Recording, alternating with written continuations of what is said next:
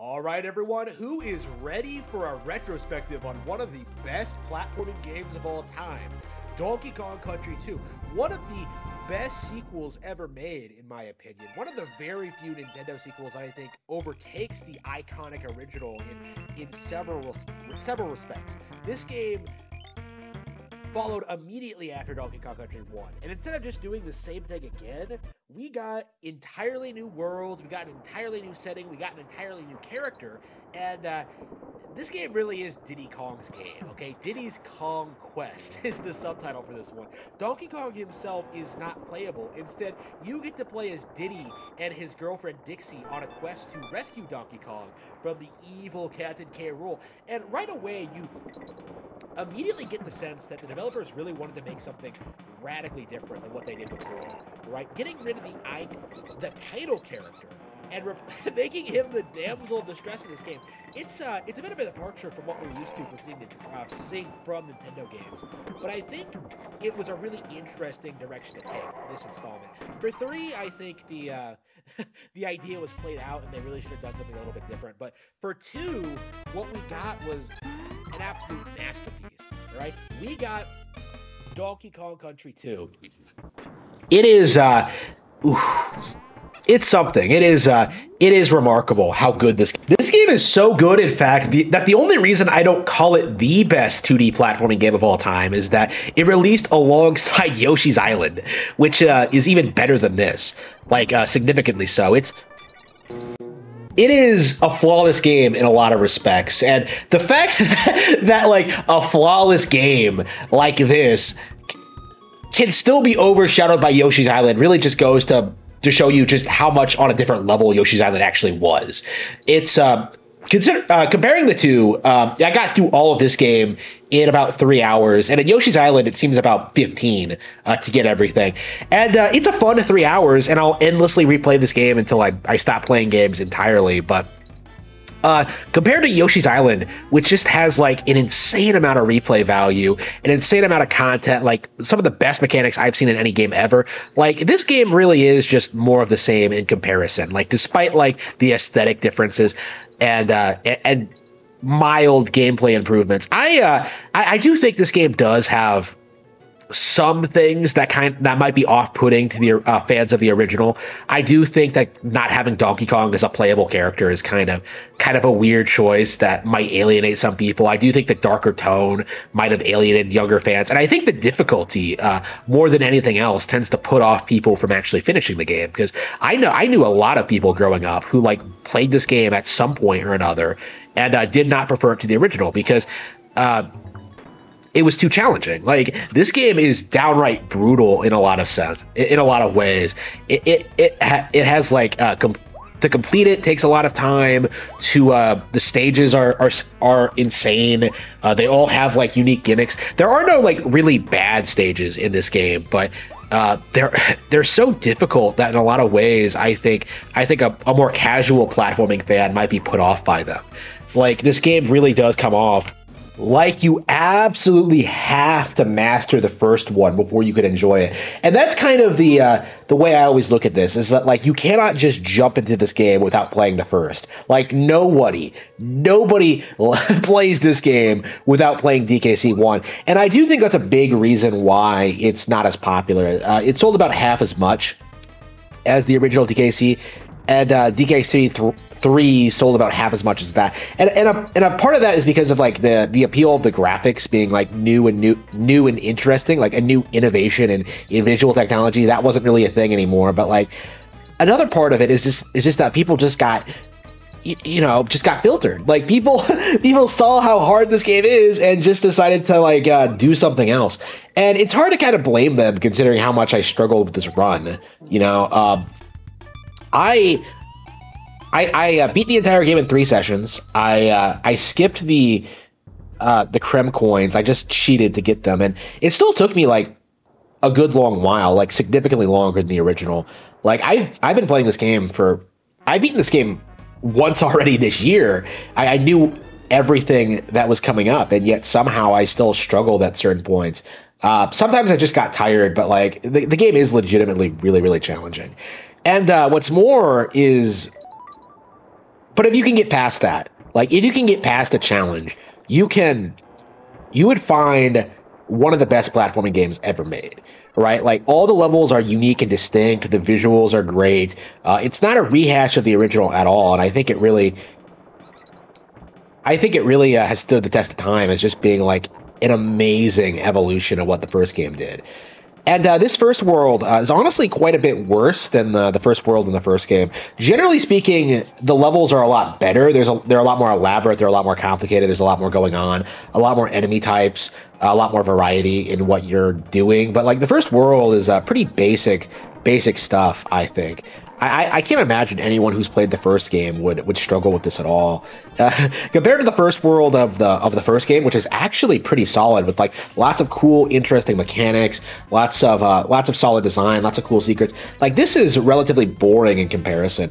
And considering Gangplank Galleon was supposed to be like the final stage of the original DKC before being cut, I would have hoped that this first pirate themed world would have had a lot more interesting aspects to it. Now, this isn't to say the first world is bad exactly, but when I was playing this, it did kind of dawn on me that like, yeah, this isn't like peak DKC, like you'll be seeing like going forward. This is there's not a lot here that's different, and this is something you didn't see in the first game.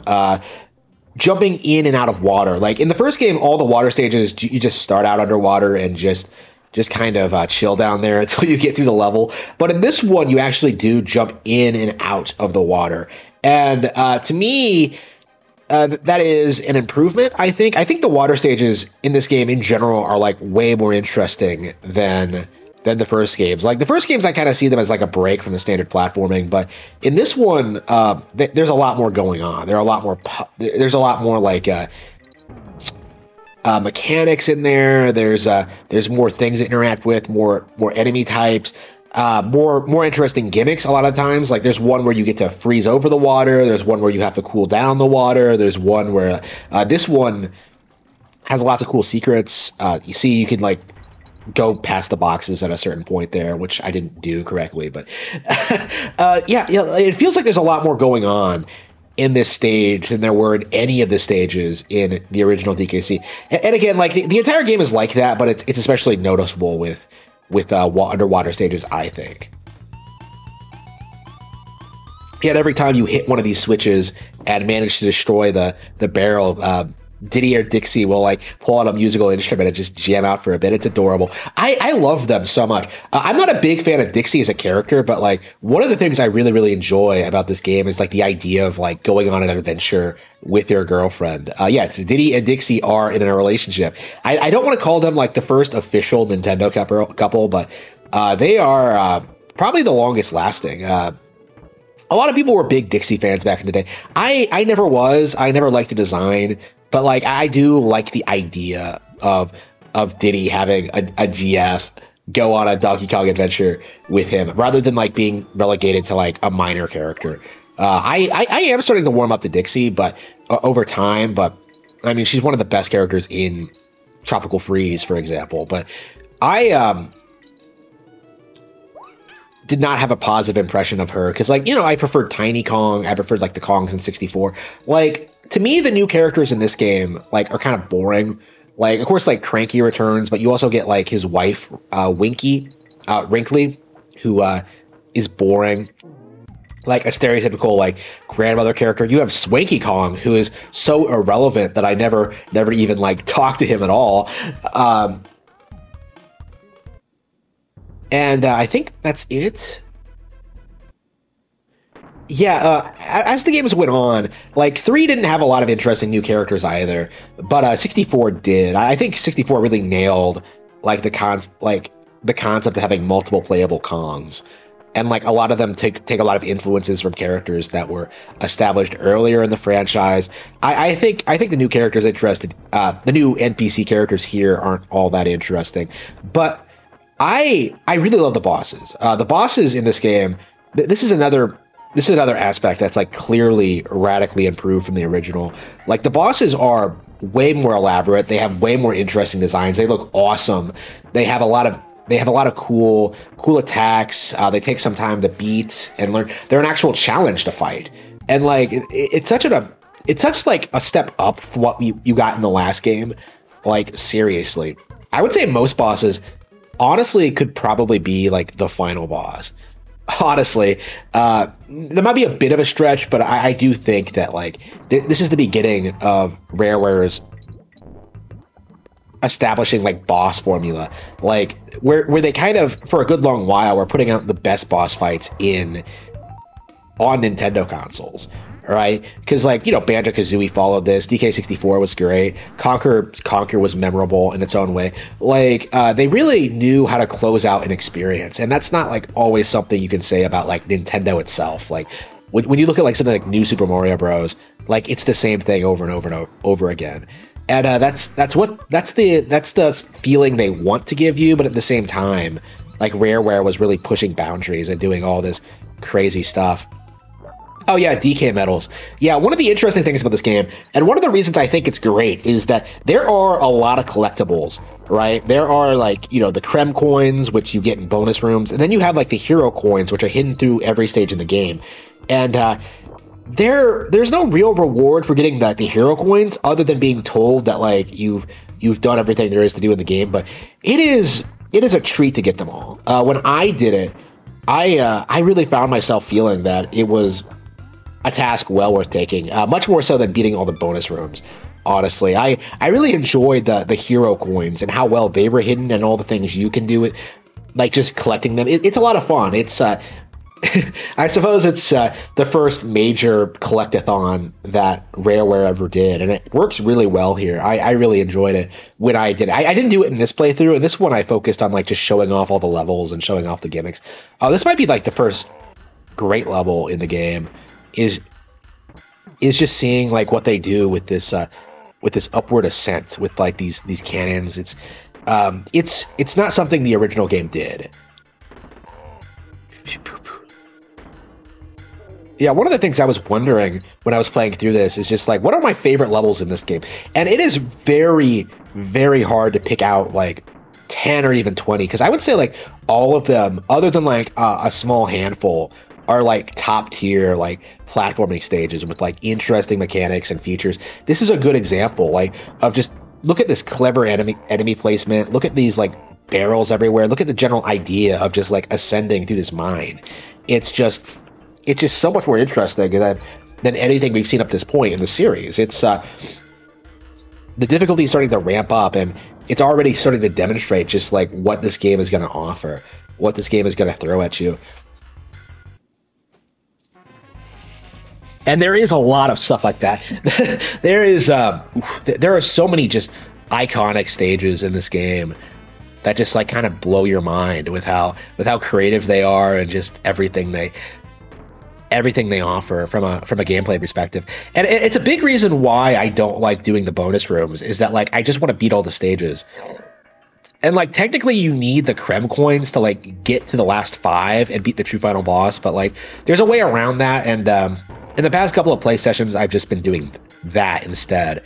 I greatly prefer just like playing the levels and then like maybe collecting the hero coins. Like the bonus rooms, they're fun and they're interesting, but at the same time, I don't want to play through them every single time I play through the game. You know what I mean? Like it's like 100%ing Super Metroid every time you play it. Like it's just not something I typically do. It's not to my taste, but I can see why some people would do that. And I think that's a nice thing to have, is to have options, right? Because like I don't dislike the bonus rooms in this game. I do like playing them. I do like experiencing them, but like not every single time I turn it on. Sometimes I just want to go through the game, and that's usually I just want to go through the game, and that's what I did this retrospective. So this is the level I was talking about when I was referring to the water cooldown, and this is a good example of what I mean when I say that water stages have radically improved in this game, because you're on a time limit to get out of the water before it heats back up, and you have to like keep finding new seals, and you have to like keep thinking about like what you have to do next. Like it's a gimmick that it's not the most innovative great thing in the world, but it works out. Like it keeps you guessing as to what's going to happen next, because it's there's potential that you can mess up and like get burnt, and it's not nearly. Oof. Oh, every single time I do that, you have to go back. That is such a weird decision. Every single time I play the game, I make that mistake. See, like finding some of these secrets takes a lot of work because of the heat mechanic. So like, yeah, you have to like really explore every nook and cranny if you are going to legitimately 100% this game. And my problem with that is that like it's a lot of fun to do like once, but after that it just becomes kind of tedious, like especially if you've done it before. And it just feels like, okay, I'm just wasting my time. I just want to beat the level. So there are. I'll like do a bonus room if I accidentally like find myself like getting into one or whatever. But typically, what I prefer doing is just beating the level and just like getting whatever I can remember. Like this is a good example. I remember this hero coin was here, so I just went and got it, just for funsies. Yeah, I'm breezing through this game. Look at how many lives I have left. I'm not gonna have many by the end, but at the moment, the game doesn't get really hard until World 3. I think most people agree on that. I've had conversations with people who have played this game, who were playing this game for the first time, who told me that they got filtered by World 3. And back in the day, I did too. I really struggled every time I got to World 3, and there were times where I got a game over before I'd saved it. I think. It's brutal. There is a brutal difficulty jump when you get to World 3, and I would not recommend going there unprepared. Like the first two worlds are pretty basic. Like you get a lot more interesting locations in World 2. Like for example, like this where you have Dixie Kong you have the Kongs go on a balloon, and like you have these drafts that you have to go on that will help carry you across. Like it's a little bit different than what we've seen before, right? This isn't like the most difficult challenge in the game, but it kind of like shows you just what you're in for in what's to come, and it does kind of show you teach you patience, because like in a lot of ways, the original DKC, you can kind of just like hold the right and get through it if you're good enough. That isn't really the case here. There are certain instances where you do have to like kind of slow down and kind of think about what you're doing. I don't know why I went back and did that. Not a fan of that barrel. I think I messed this up if I remember correctly. Yeah, I remember this. Yeah, see, like this is what I talk about. Like there is like a challenge to doing this, but like do you really want to waste time actually playing the level to get this? Like if you could just cheat and get the reward, like why not just cheat? Like I can do the challenge. It's just like I'm not really interested in doing. Look at this. I was legitimately trying to figure this out. Like, oh no, Low Dixie, no. Oh no, BTFO. What a complete noob. What a pleb. What was I doing? Like, have I played this game before or what? Can't even beat a basic bonus room. Ugh. Okay. So yeah, zingers are one of my favorite enemies in video games ever, and a big part of that is because of how they're utilized in this game in particular. In the first game, they were just they exist, and like they are used in effective ways, but in this one, like I think they improve their like patterns a little bit. They like kind of fake you out. They're put in like really, really strange positions that you just kind of have to like navigate through in like elaborate mazes of these things in some cases, and it is like extremely entertaining. I am so annoyed that they replaced the design for the zingers in 3. I believe they're called something different. Like I don't know what they did, but like they just decided to redesign these things, and it was just so disappointing because I consider them like an iconic Donkey Kong Country enemy, and I don't think they've appeared in Donkey Kong Country Returns either. Which I don't think is all that unusual because the Returns team really wanted to create their own enemies. They came up with the Snowmads and the Tiki Tak Tribe, and those guys are great too. But yeah, zingers, I consider them like native to Donkey Kong Country. So seeing them like just randomly disappear like that is just weird to me. All right, Yeah, Squawk Shaft. Ooh, this level is great. Squawks in general has got a massive upgrade in this game. Like, I actually complained about his presence in the original, where like he's just following you and carrying a torchlight. It's like the worst animal buddy in the world. It was pretty apparent they wanted Squawks to be like a mascot character, and one of your like most loyal animal buddies, but I couldn't figure out what to do with him initially. And so like what they came up with him to do in 2 is that they doubled his size and they gave him the ability to carry you. He was not nearly this big in the original, as I recall, but in this one he has like all these crazy power upgrades. I guess he's been working out. Like, look at this. Okay, so he can carry both Kongs and he can squirt out like, I don't know what they are. Like, I think I've always called them coconuts, but they're too small. I mean, I guess he's a bigger bird, but like he's throwing up these stones, and I don't know what they are. Are they nuts? Like, I don't know what the what the deep lore explanation as to what Squawks' deal is, but yeah, basically Squawks offers flying stages, and this is, I think, one of the 2 more versatile of the animal buddies, because like there are clearly like 2 animal buddies that kind of stick out when it comes to the crowd, right? In this game, like you have Squawks and you have Rattly, like both of which have like crazy levels, who have all these interesting powers and all these like really interesting, unique situations they can get into. Like Rambi, in comparison, you know, I love Rambi, but there's only like a handful of times in which he's like really, really fun to play. Like Squitter's a lot of fun, but like I'm getting really sick of his the platforming abilities. In fact, Squitter is probably my least favorite animal buddy in this game because of how badly I tend to bungle his abilities.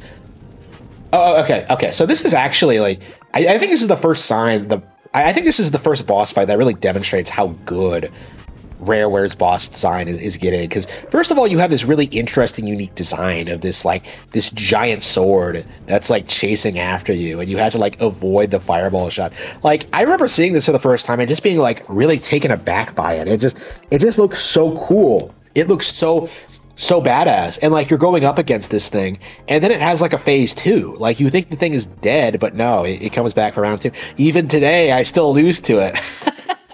That is kind of funny.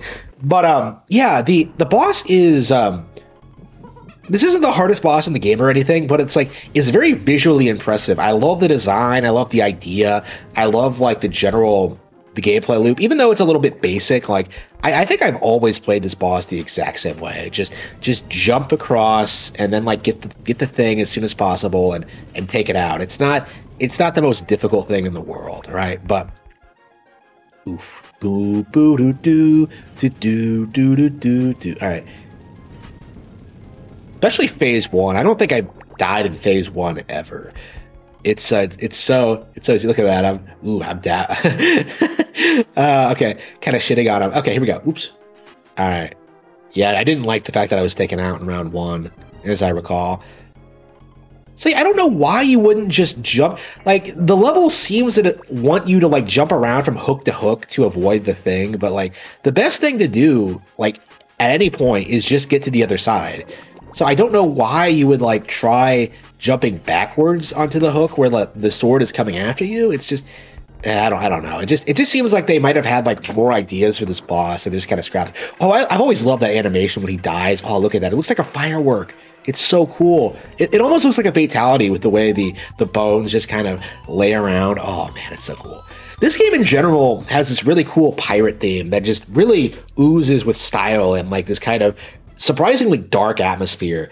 Like you go through this game and like you kind of slowly realize that the game is getting grimmer and darker with like each subsequent stage. Like, you know, a marshland that's quite different than what we've seen before. Like, an abandoned amusement park, you get like a haunted forest. Like, you get all this crazy stuff, and yeah, it keeps ramping up. And like, it never really lets up, ever. And it is from start to finish, this game is just brutal with its visual design. I just love it. It's I love this kind of thing. This is probably my most. I love the original in a lot of ways, but I do think like the visual design, like the darkness of it, really is really appealing to me personally. Some people I think might lean more towards DKC one's more realistic style, because this is kind of like, I think DKC one really tried to like depict the animals like somewhat realistically, even if they were like very cartoonish. I was trying to do the secret here, but I honestly don't remember what you're supposed to do. Yeah, I think a lot of people might prefer DKC one's like visual design, where it was like hyper like realistic for the time. But this like kind of embraced the cartoony like nature of it and made it like 80s style dark. And I just really, really love that. Oof.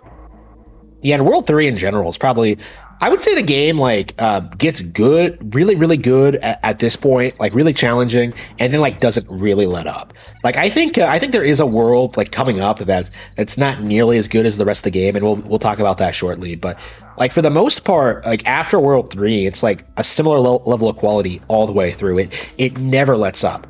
Like the original kind of had this problem where like it feels like the first half is where all the content went, but all the real like talent went, and they never really, they just kind of cut a lot of stuff out of the second half of the game. But this one feels complete all the way through. It's significantly longer, and there's a lot more things that to unpack. I think it took me about like 3 times as long to get through this game as the original did, like when I did my retrospective on that. And to be fair, I am like a lot more familiar with the original, but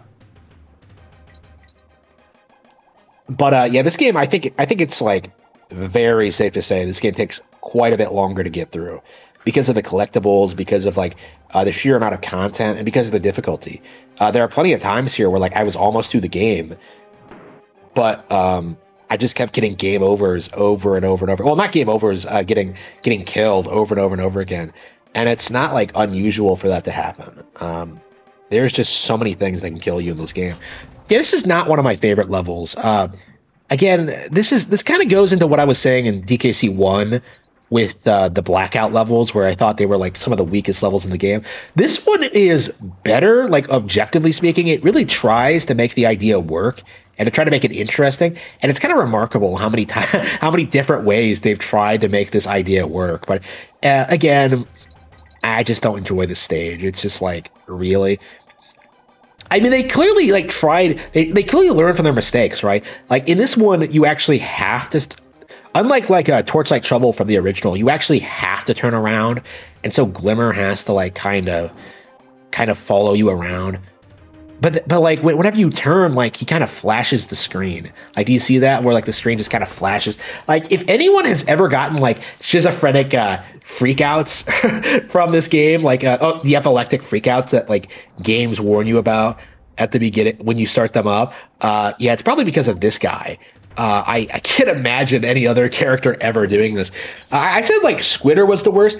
I like Squitter as like from design wise, and I like his powers. It's just his stages are just terrible. I hate how slow they are. Yeah, I think Glimmer is probably the worst Animal Buddy, just because like it's the Torchlight thing again. Like enough with the blackout stages like already. Just ugh. I don't even remember if he comes back. I don't think he does. So goes to show you just how little I really respect Glimmer. Okay, this is actually probably one of my favorite stages in the game. Like, check this out. You have this really cool like hero coin hidden back here, and then you have like a lot of really cool jumps coming up. Like lots of cool mechanics. Like I said, like every stage in this level in this game seems like it introduces like something completely new and different. In this case, it was. Oh, did I not get my? Oh, I came back here for the hero coin and I fucked it up. Whatever. Oh no, did I backtrack? Oh yes, I remember. I did do that. Yeah, I really wanted to show you like the hero coin to like kind of demonstrate just how well hidden some of these things are. So you have to have like both Kongs, and you kind of have to use the piggyback feature, which is a new mechanic added in this game, which I didn't get a lot of use out of, honestly. I don't really care for it much. I think it's too slow, and there aren't really a lot of ledges you can't reach in this game. There are times where you have to use it, but like I'm not a big fan. like when I saw it and like when I played it, tried to use it for the first time, I was like kind of confused about what you were supposed to do with it. It doesn't make any sense. Like the way it looks is that like you're supposed to use it as an attack, and you can do that, but like it's not it's not a good idea because you can actually put your partner in peril if you like mess up and miss, because like the partner doesn't come back if you take a shot and miss like right away. The partner just kind of sits and like looks like he got like beat up for a bit. So I would say like never ever use your piggyback as an attack. Like you use it for ledges and nothing else, and like to get over obstacles you can't otherwise get over. Like it's not like a particularly effective way to attack enemies. It's too slow, and like there's too much risk. It's just you're better off. You're always better off just jumping on them. Like typically. Here we go. Yeah, I was nervous. I thought the crocodile was about to sink. Is it a crocodile or an alligator? I'm pretty sure it's a crocodile, but because everything in this game is a crocodile, but ugh. I always look up the difference between like crocodiles and alligators, and like I never like register it. It has something to do with like the shape of the nose, but it just kind of confuses me. I'm gonna have to commit that to memory at some point, because I'm so embarrassed that I don't know, but I've looked this fact up like several times in my lifetime. Like I just it's so embarrassing. Okay, oops, I messed that up. That was embarrassing. Like what? Wow. Like even watching my screw ups on stream on playback is embarrassing, and there's going to be a lot of them. That is not like the worst stunt I've pulled in this game. Like there's going to be some stuff like later on that makes this look like I'm a master player, like I'm the best there is, and I'm not. I'm really not that great at this game. It's only been relatively recently that I've been playing through it like annually alongside the original. I traditionally I didn't play this game very much because as a kid it was given away, like it was taken away from me and I never got it back. And as an adult, like when I finished it, I was so like burnt out on it, like getting all the beating all like the secret levels and having like personal problems, that I never actually got into replaying it endlessly like a lot of people do. So like I did with the original. So it's only like been like somewhat recently that I've kind of added it into like my repertoire of games that I want to play through like again and again, like near constantly. And it really is like I always felt like it deserved that that honor, but I just never adopted it. And I suppose there are a lot of games like that, but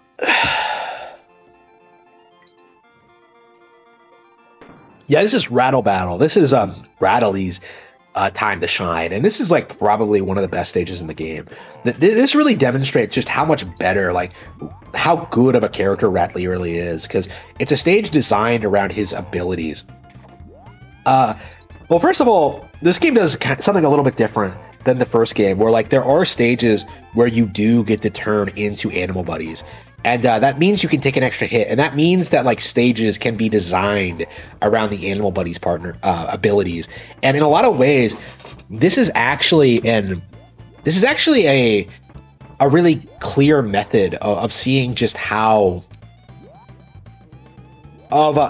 this really is a way to give the developers a chance to make the animal buddies really shine and really make a stage that really demonstrates their unique abilities. And I think Rattly and Squawks, more than the others, really get a lot of chances to shine. Like this is a really good example where you get like Rattly to where you get to jump on like bees and stuff like that, where you get to like make these crazy jumps that the Kongs couldn't make. It's a lot of fun. It doesn't look much looking at it, but like whenever I play this stage, I just get really happy. I really enjoy it. Yeah, Rattly in general, I think, like replaced Winky from the first game, the frog, who I couldn't stop like bitching about being like basically useless. Like in my last couple of playthroughs, I really do just tend to skip Winky because like there's no reason to get the frog really. Like she doesn't do enough to make her worth it, as opposed to Rattly, who like really makes a lot of these stages fun to play. Oops. What was I doing? Okay. Yeah, Ratley is so much better than Winky in every single way possible. I don't know anybody who misses Winky. Not a fan of the character. Oof.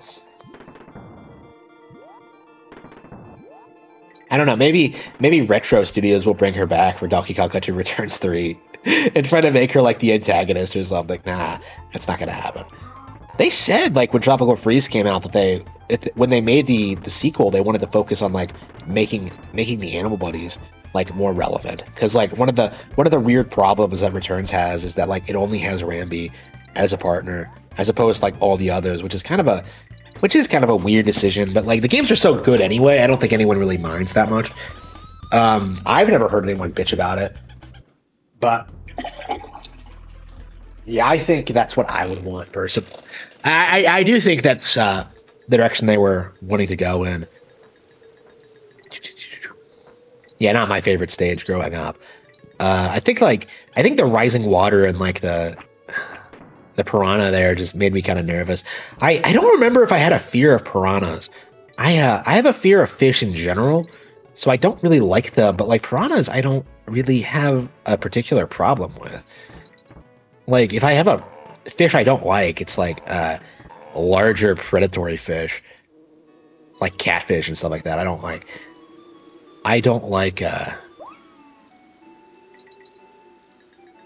piranhas. Just don't really.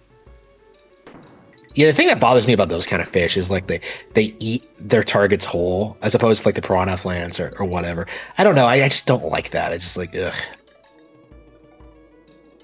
I remember seeing that like what was it, like Zoo Books commercial back in the day, and they would always show that commercial of like that part where that fish just ate that other fish, and I'm just like ugh. I was like always kind of squicked out by it.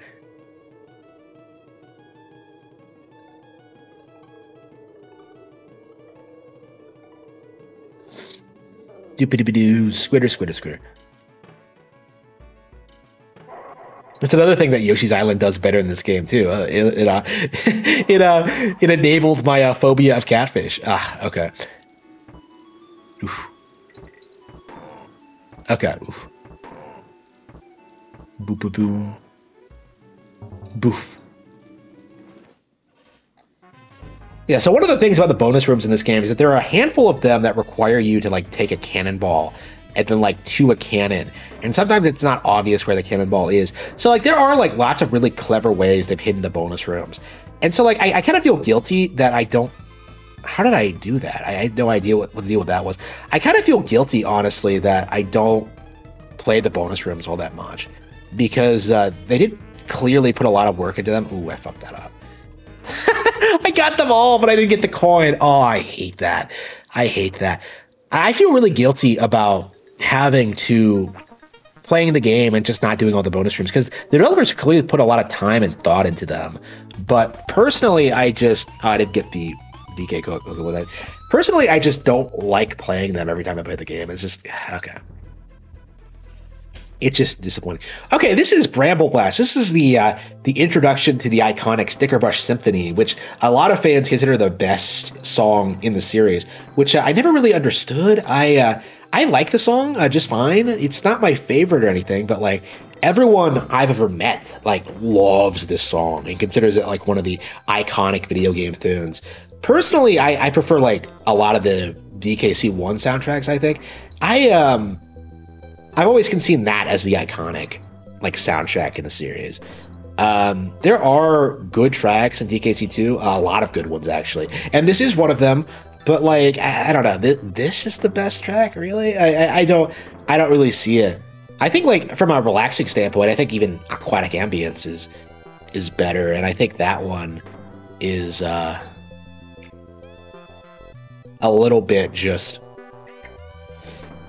Yeah, I think that one's kind of overrated as well. So yeah, I don't know. That's just my opinion. I'll have to go through like the soundtrack for this game and see like which songs I prefer over this, because I actually can't think of any right now. I really have to familiarize myself with like some of these soundtracks, because it's been a while since I've done deep dives on this stuff. I can like name a track where where the tracks came from, but like the actual names of the song, I tend to like not know them, like definitively. Here we go. Oops. All right, here we go.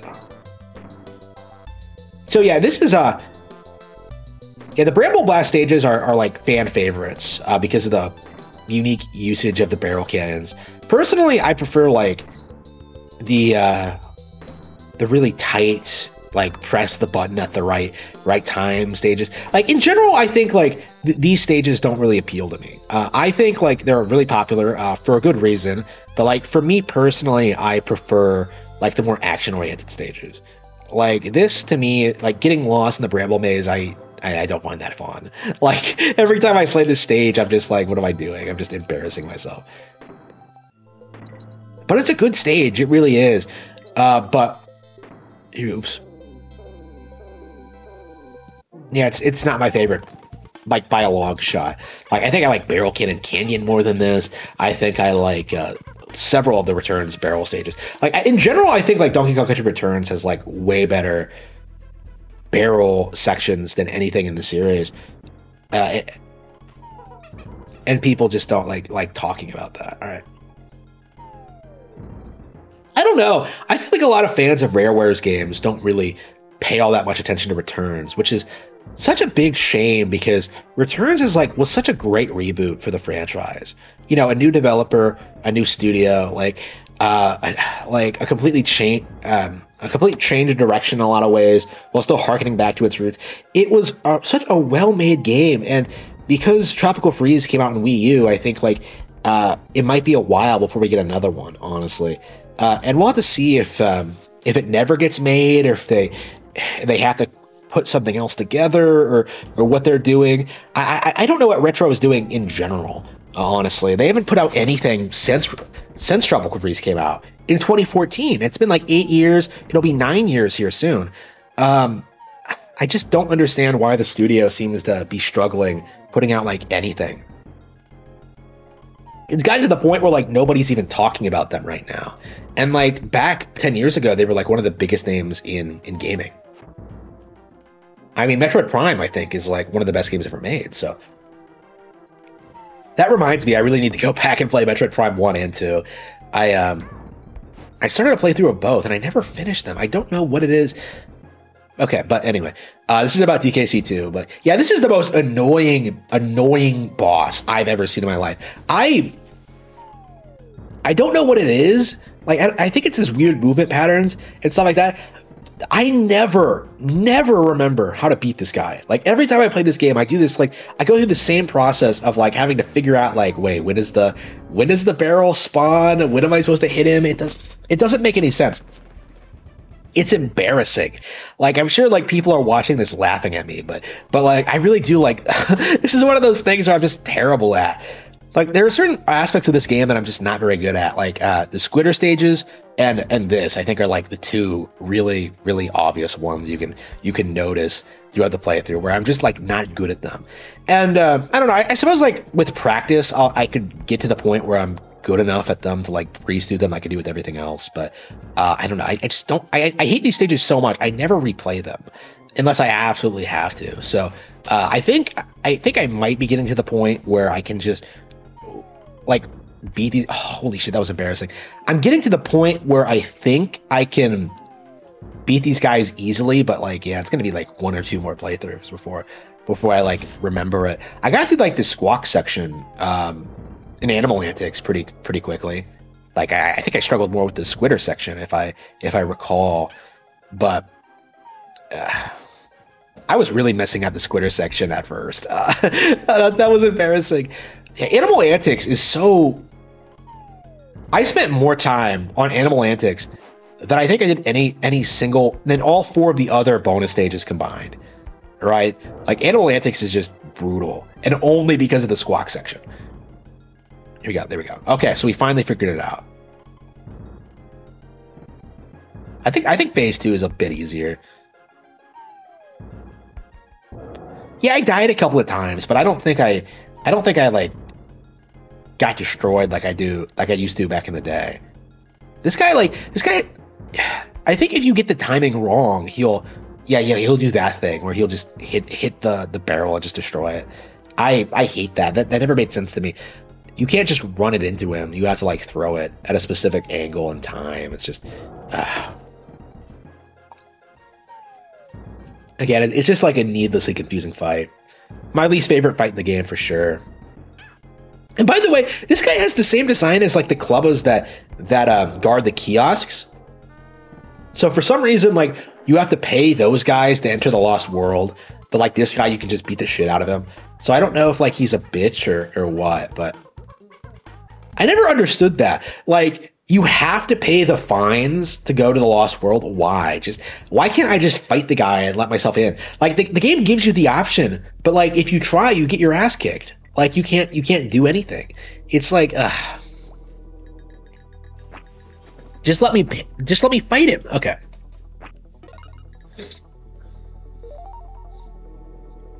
So yeah, this is a really good example of like a completely original idea for Donkey Kong Country is that like, oh yeah, the Zinger enemies from the first game, let's give them their own territory. And so they came up with this like really creepy, kind of unsettling like hive section where like these things are just kind of chilling and just watching you while you navigate the stages. Pretty cool. I really like the idea of being in this giant hive. It reminds me a lot of like Hollow Knight and stuff like that, where it just has that same feeling to it of just being like kind of this desolate, like isolated part of the world that is still inhabited by dangerous creatures. I really like that. Oops. I'm not sure why these non-Zinger enemies are in here. I guess Zingers don't mind sharing their hive with porcupines, which doesn't make any sense. Do porcupines eat honey? I don't think so. What do porcupines eat? Okay.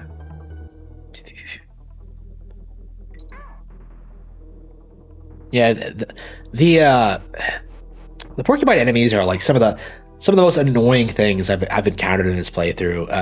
Because one of the weird things about them is you can't hit them you can't jump on them and you can't hit them from the back. The only way you can kill them is by attacking them from the front with a roll attack, or you can throw a barrel at them. And like barrels aren't always available. And in this game, you'll notice me struggling with this a little bit. I don't tend to use the roll attack because typically the platforming in this game is so tight that like hitting enemies isn't typically viable. And plus like Dixie's spin, I just did it there, like her Y attack, it has such like a short frame and has such weird timing to it. I actually don't like using it like at all. I think it's like kind of awkward to use. It's a big reason why I don't like the character, because I think the attack is just terrible. So like I tend to not use rolling attacks in this game, or like even less than I do in DKC, which the original, which I already don't do. I think in Returns I tend to use it a lot more because I think it's a lot more useful in that game. But here it's just like it's been a while since I played Returns. I gotta finish Tropical Freeze. I was doing a hard mode run. It was great. Playing Tropical Freeze on hard really taught me just how good that game actually is. Like it's not all hype. It really is one of the best platformers ever made. All right, so this is this game's equivalent of the minecart stages. Instead of minecarts, you get these roller coasters, and unfortunately, this is probably one of the only sections that I think is objectively just not as good as the original. And I don't think anything in the trilogy really matches up the original Minecart Carnage, but this one like does that thing I hate, where you jump out of the cart and they don't do anything interesting with it. I hate that. That is like one of my pet peeves about this. But like the stage itself is just not interesting. It's slow. It doesn't have all that much going for it. It's just like you're just hitting switches. In general, like I think hitting switches is up there with like the blackout thing that I hate about these games. Because like, okay, why do I need to hit a switch to open a gate? Like really, I just don't find that enjoyable usually.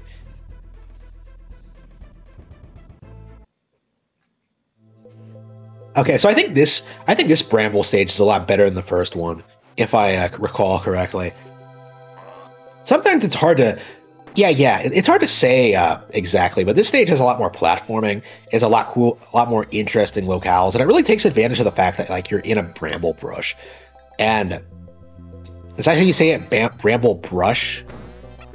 I've actually never seen brambles in real life. What the fuck is this based on? Are they real? I've never seen one. But yeah, this thing, this level like really takes advantage of like being surrounded by thorns. It has you like navigating narrow passageways, like landing on narrow platforms, like flying through all these obstacles. It's so much fun. I in general I really like the Squawk stages. Like in general, there are a couple of bad ones, but like in general, they're really, really, really good. And this is a really good example of that. Just look at how like, you know, they have this guy throwing hooks. Like you have to watch out for that. Oof. Yeah, one of the things another thing this game does differently than the original is that like at certain points you're not allowed to use animal buddies. In the original, like if you got an animal buddy, you could keep it until the end of the stage. But in this one, like they introduce signs, and by doing that, sometimes you can get like multiple animal buddies in a level, and like get entire sections where like having them makes that section easier. And like you can use them, and they're not required to get through it. But the signs are there to just kind of like force you to not have an animal buddy in a area where it wouldn't be viable to use one. So like it was a pretty neat invention on the developer's part. So it's pretty organic to, you get rewarded for taking an animal buddy past the sign. Like you get like a 1-up or some like minor item. So you don't get too bummed out about losing your friend. But here goes.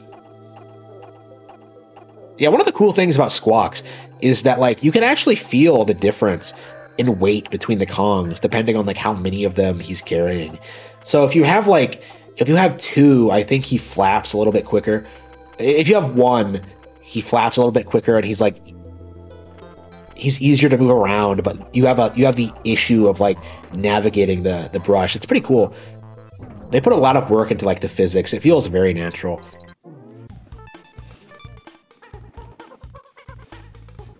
Yeah, man, let's just rock out. Oh, Diddy Kong, you're such a dork. Okay, Rickety Race.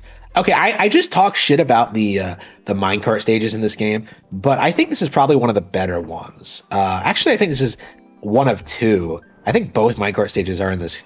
Oh no, there's another one in Webwoods. Yeah, in the next area. Yeah, so this is. You're basically trying to, on this track, just competing with all these guys. And I think you get a Creme coin or a hero coin if you like beat them all. But basically, you're just kind of like trying to survive the race. And it's similar to Minecart Carnage in the sense where like you have to deal with like opponents and enemies and like narrow jumps. This is like more similar to what I like in a minecart stage than what the first one offered. So this is the better stage, but it's still not quite on the level of Minecart Carnage. In general, I do think the minecart stages are very disappointing compared to the original. I don't know why they felt the need to keep like making them different. Like all I wanted in like when I played Minecart Carnage for the first time was like another stage just like it, and like the original developers never really followed through on that. I don't like. I just want a really hard version of that. Like how hard is that to do? I guess I'll have to stick with returns, but eh.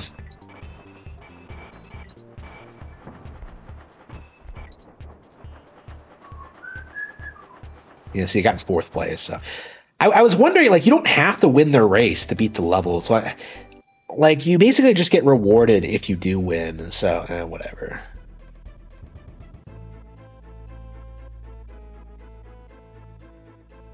Okay, this is the end of my first session, so I saved the game. Yeah, so one of the confusing things about this game, okay, get this, you actually have to pay to save your game. That's right.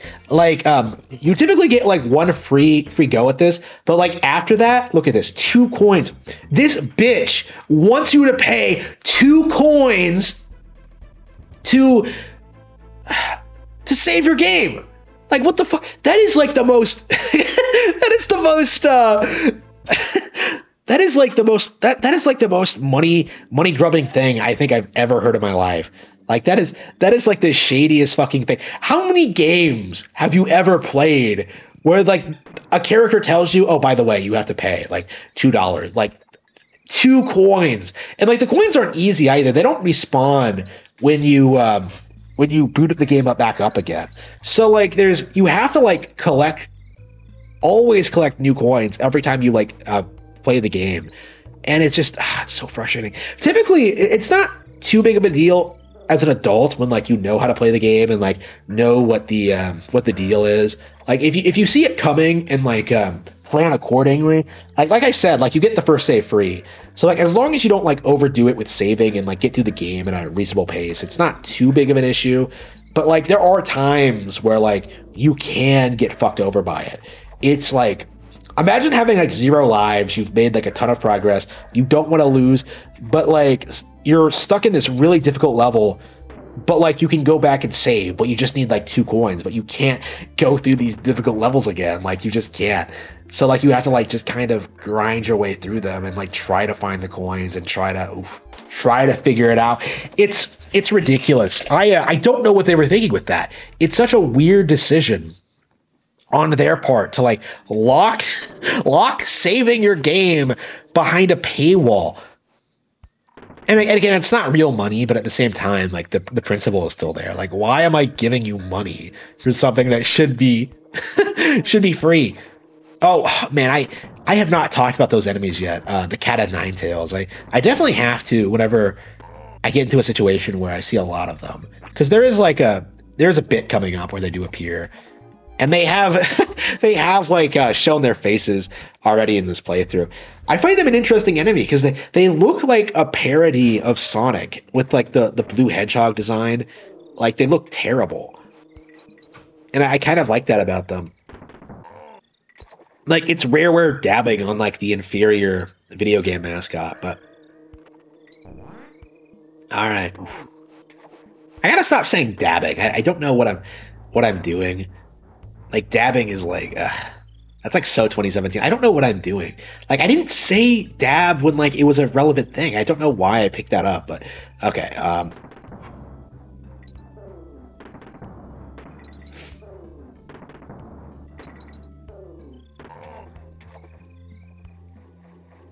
Oops. Oh man, that was close. Yeah, I think this is the level that gave me my paranoia of crocodiles just sinking into the water. They don't do it in every stage, but they do it in some of them. And I think this is like one of the definitive examples of that. Oops. Oh yeah. Yeah, this is you actually have to keep that guy alive if you want the DK coin. So yeah, if you're going for like 100% completion, like keep that in mind. Because he fires like a barrel that you can jump off of, and that gives you the height you need to like break the thing and get the thing. So yeah, takes a little bit of work to figure it out, but it's not too difficult. All right. Yeah, this is a really cool introduction to the boss, because this is one of the only times in the series where you actually get to see the boss before you fight it. At least I think it's supposed to be the boss. So you get this really cool sequence where the boss just kind of chases you for a bit. I mean, maybe we'll wait for it to happen. Here he goes. Yeah. Yeah, this stage is pretty memorable for the ending, but I think in general it's like nothing you haven't seen before. There he goes. I don't know. You always get like a bunch of new, interesting ideas and concepts when it comes to the design of these backgrounds. But like sometimes sometimes they don't really evolve. Like I think a lot of the Hornet stages feel very, very samey. I think they always rely on like the wall cleaning stuff and things like that. And it's true that you don't see honey outside of the hive. Like why would you? But generally speaking, it's like going to this stage, like they all feel like the same. They really do. The only thing distinct about this stage is like the Rambi section, which is really nice. But yeah, this is Rambi's equivalent to Rattle Battle probably, and it's just not nearly as good, despite like the really cool finale to it.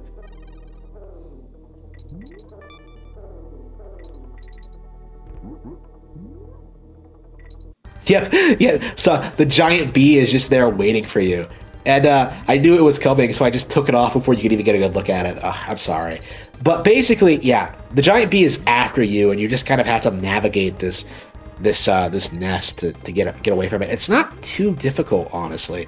I don't. They really should have designed the entire stage around the idea, but no, it's just like a very short like escape sequence, whatever.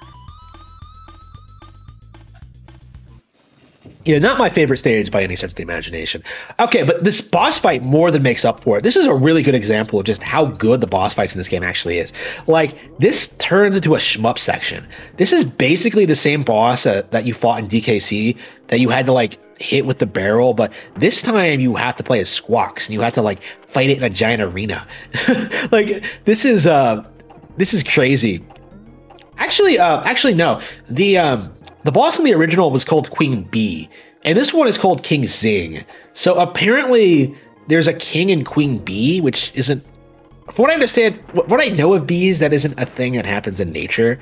Like bees don't have kings. They do have queens. So I guess they just called him King Sting just to like not confuse the character with who has the same exact model as like the boss from the first game. But all right, whatever. It's it's crazy. This boss is like really creative. It's so much fun to like just fly around it and kind of get into these situations. Like, you can tell that Rareware was really like pushing boundaries and like what you could do in a boss fight in these games. This is just like something you wouldn't have seen like anywhere. It's so creative. And it's a big reason why I love Rareware so much, is that like the entire game is filled with moments like this. Like, maybe I didn't dwell on them enough, but I feel like going through this game is just spectacular. All right, here goes. And again, like I do love this game a lot.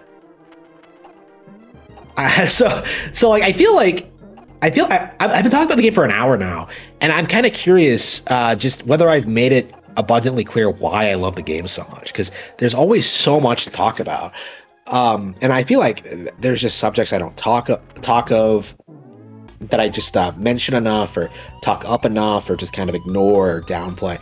I don't know. It's just a really good game with great levels. Okay, so this is actually, Gloomy Gulch is actually by far my least favorite world in the game. I don't like the pirate stage, but it's basically just not a very good beginner introduction stage. Like, it's not interesting, it's not fun. But it is made for beginners, so like whatever. Like, I don't hold it against World 1 so much. Gloomy Gulch, in comparison, has like a bunch of gimmicky levels that aren't really all that enjoyable. I think these forest stages are kind of the exception, because I really love them. I think they're gorgeous as fuck. I love the music, I love the background, I love the atmosphere, I love like just the tone in general. I just love this place. But yeah, generally speaking, this is the point of the game where it feels like they're reusing a bunch of content they've used already. It's basically this world is basically the DKC2 equivalent of Chimp Caverns from the original, where like at the end of the game they just kind of reused a bunch of ideas that they've done already, right? And to me, I think I kind of prefer what they did here, where they just kind of like threw in all the really poorly thought out levels into like this one world. So like to give the finale more of an impact, because like playing the final stage after playing this one, it's shocking, like the level of the difference in the level of quality. All right, like the final world is amazing. It's fantastic. Like, I think better than Yoshi's Island's final world for sure. I just really love what they did with like the last couple of levels in DKC 2. It just really stands out in my mind as just being remarkably well done. All right, this is the third roller coaster ride, the one I completely forgot about, because this is the one where you just jump at a bunch of barrels. It's like it's true you get chased by a ghost, but you're on a timer. I don't understand, why couldn't they just make it so that you can accelerate your roller coaster, and you had to navigate, like, I don't know, like this, you had to like balance speed with like safety and stuff like that. That would have been so much more interesting than what they did here. It's so boring. Like, going through these these sections where the ghost is just, ooh, I'm gonna get you, but then it never does because you never run out of time because it's not exactly hard to hit these barrels. And like you can't miss a single one, by the way. If you miss a single one, you are gonna run out of time. So like the level is designed in a way where it feels like you can't possibly fail on it. Like it's just not all that interesting. Like look at how like easy it is to avoid these barrels. It's just not that much of a challenge. You just kind of like sit there and wait for one to come up. Like sometimes you have to avoid one, but for the most part, yeah, it's pretty boring. You can't jump on zingers with your roller coaster. What sense does that make? All right, whatever. Apparently zingers can destroy roller coasters. Whatever. Okay, whatever. I don't understand how Dixie took the hit from that. That doesn't make any sense. All right. So yeah, it's just a really boring stage. And I like the design of the ghost too. It looks like unsettling. It looks cool. It looks badass. And like the music is good, and like the voice is interesting. But for like for the most part, it's just a really boring stage. Like I said, I don't like most of Gloomy Gulch, which is so disappointing because like I typically like these really really dark, desolate, like foresty, haunted areas, right? I love this kind of thing. But in this game, it's just nothing but like, oof. They just didn't do a lot with the idea here. Like, oh man, I would love to live in a haunted castle in this forest. It just looks so cool.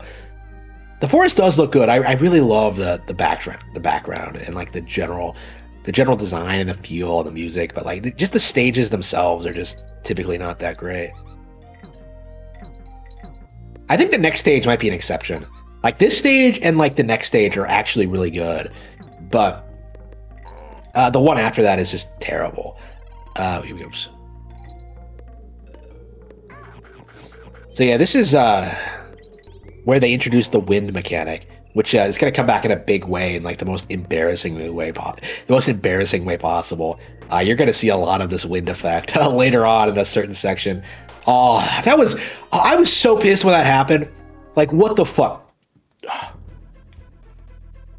Even like seeing the footage of that makes me angry. Did you see that? How like he got me just because I came into the screen like right when he was firing. Just that's ridiculous. I hate that. And like the wind. Oh no! What am I doing?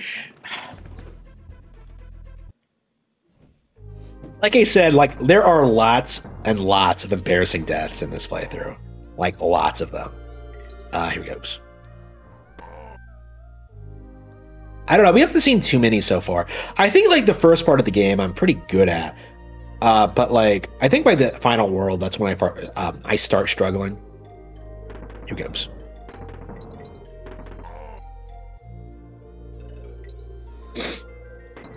Boop-a-doop-a-doo. And dodge the zinger. You gotta time your jumps. Like the wind isn't really a problem here. It's actually to your benefit because of how you can abuse it with Dixie's glide, which I typically don't do. I understand that Dixie is actually OP in this game because like you can abuse her hair. I typically don't do that. It's just not in my interest. Okay. Ooh, this is a good one. Oh, I love this level. Okay, so this is this is a unique honeycomb level. I forgot about this one.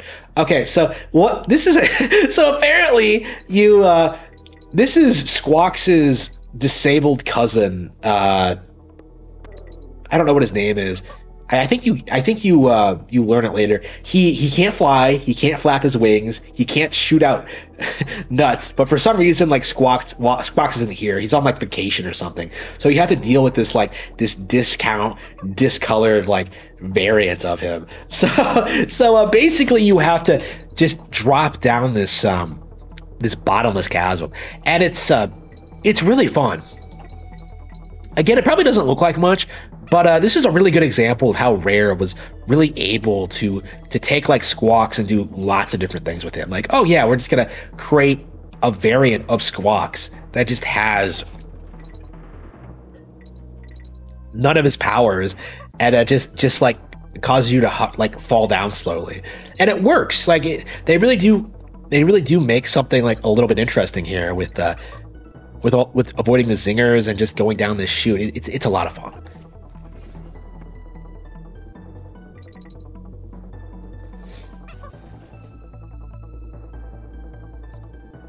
Yeah, see, so Squeaks, we're just gonna call him Squeaks. Squeaks can't flap his wings, but you can get him to slow down by holding up, and that's something I haven't talked about when it comes to Squawks. But you can actually do the same thing for him. Is that like he actually can slow down his flapping, and you can do certain things. And there we go. All right, moving forward. Okay. Why did I go up there? There's nothing up there. Okay. Yes.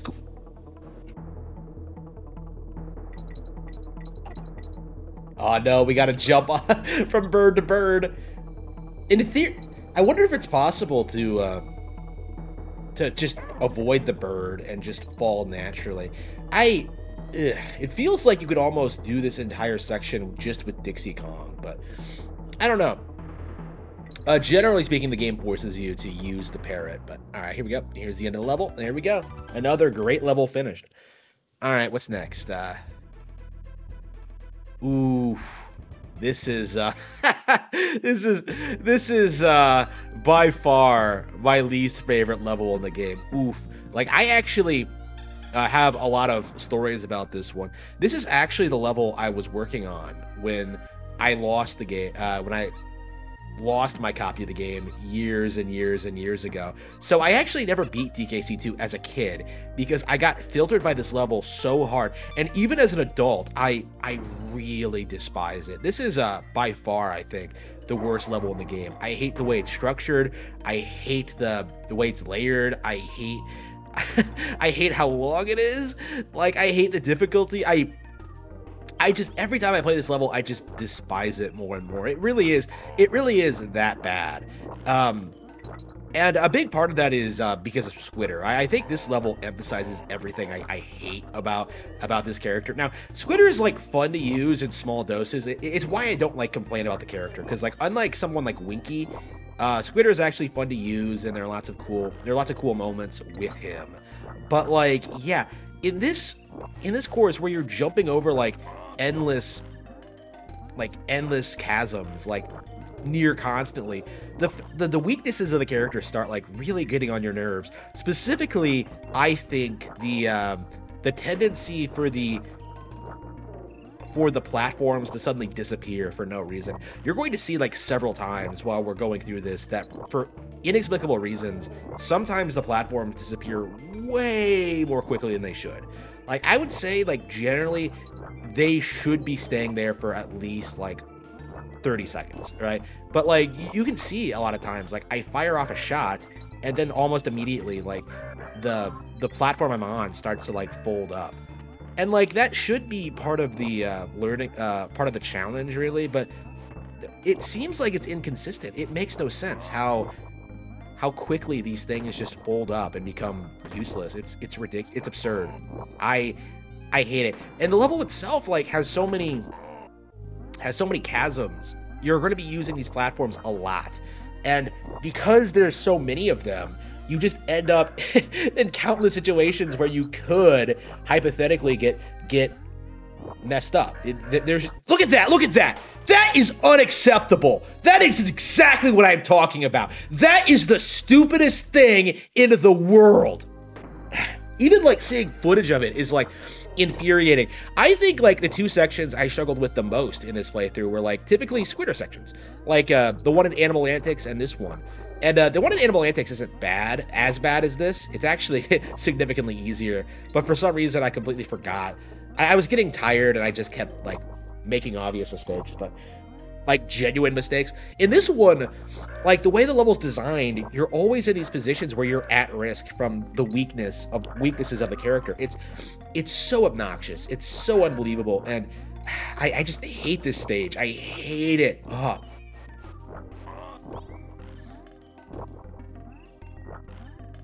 Yeah, I wonder if it's like related to how many like shots you fire off. Like, if you fire off like a standard web shot, if that affects like the amount of time you have left. Because that's the only thing I can think of is if you like start spamming the shoot button, it starts like messing up the actual web platforms. But I don't know. I don't understand how this thing is such a failure. It's so bizarre. Here he goes. All right, go, go, go, go. Oof. And you have to like narrowly avoid these crows. It's the worst. All right, here we go. Oh no, on. Weird that the bigger vultures don't appear in this, but the little ones appear as like little pirate dudes. It's kind of bizarre. All right, yeah, got to avoid all these bees. Like this level like throws more at you than like the average end game level. It's ridiculous. To be fair, this is the last level of Gloomy Gulch, but for the most part, it's like, ugh. Yeah, it's way too hard. This is like bonus level tier. It really is like something you would see in like you should be seeing in like the end game or something. I would say this is harder than Black Ice Battle. I'd say it's harder than Jungle Jinx. I'd say it's harder than I'd say like maybe all of them except for Crackhead Clamber and Animal Antics. And Animal Antics is only harder because of the Squawk section. So if the Squawk section did not exist, this would probably be the hardest level in the game.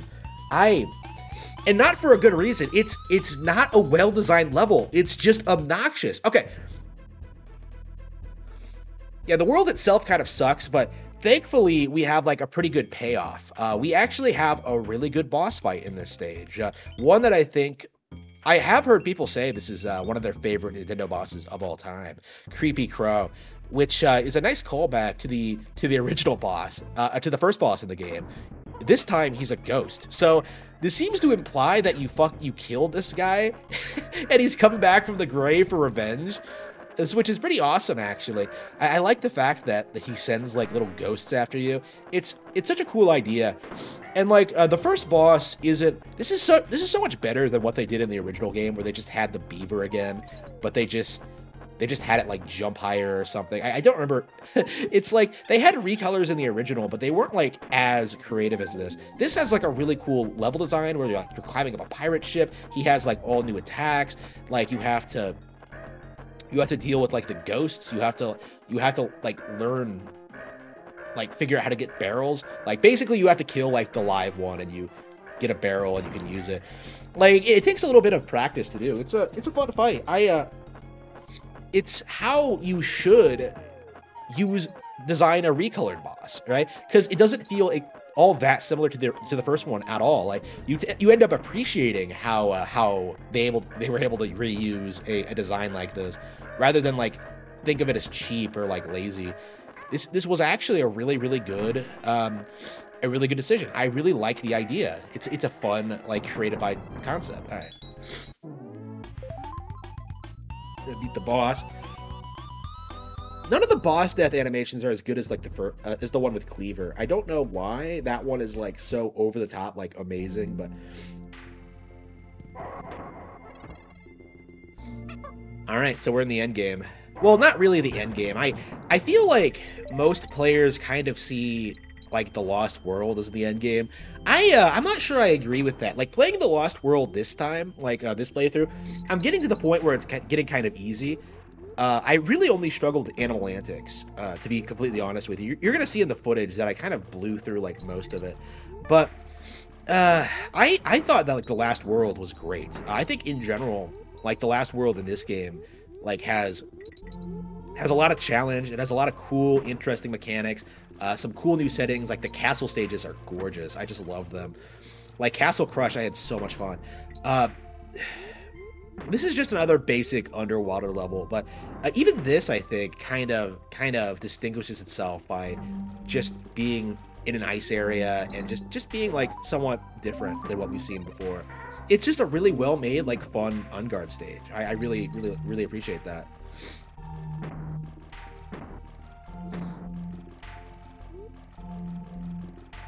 Yeah, Unguard in this game. I haven't talked about the animal buddies in this yet. In this game yet. So, unlike the original, the animal buddies all have like a wide range of moves. Like in the original, you basically had one attack, which was like your charge attack, and you could jump on enemies and stuff like that. In the original, Animal Buddies basically gave you an extra hit, or had like one specific function. In this one, they tend to be a lot more flexible. Like they have multiple attacks. Like Radley has a super jump, Rambi and Engard have supercharge, and Squawks has the ability to like fire nuts. It's a lot more complex what they did here, and I think this is probably the best the Animal Buddies have ever been, because like they have entire stages dedicated to them. They have a wide range of like situations they can get into. They have strengths and weaknesses, and you can like use multiple different animal buddies in certain levels. It's pretty cool. I really enjoy that. Okay. So this is actually one of the best levels in the game, Windy Well. This is a really cool, probably the best use of wind I've ever seen in a DKC game. Usually in this game, it's like it goes from side to side, but this one like came up with the idea of just having like an updraft that carries you upward, and this leads to like some really interesting platforming decisions. I really like that. I've seen this game get acknowledged as one of the best levels, this level being acknowledged as one of the best levels in the game, and I can see why. I really enjoy this one. This is probably the point where I think the final world really kind of establishes itself as being on a league of its own. It's just so good. Like basically every level in this world is extremely challenging and has like really cool moments in it. I was like really surprised like the level of quality they offer here, especially compared to the first games, which, as we all know, kind of lowers in quality after Chimp Caverns. It's the first game is kind of disappointing near the end, other than the great final boss, which is honestly probably I think I like the final boss in the original more than this one, or at least like the true final boss. I don't know. I think they could have done more with the idea of having a true final boss, but we'll get to that when we demonstrate it. You'll see how quickly I got through the final stage in this one. Okay, so yeah, Windy Well is just a really well made level with just all this great platforming. Like look at this, you have to like jump down to get around those bees. Like you can't just like roll under it. You have to like jump down, let your momentum carry you below the bees, and then have the wind blow you back up. It's so neat. I love that.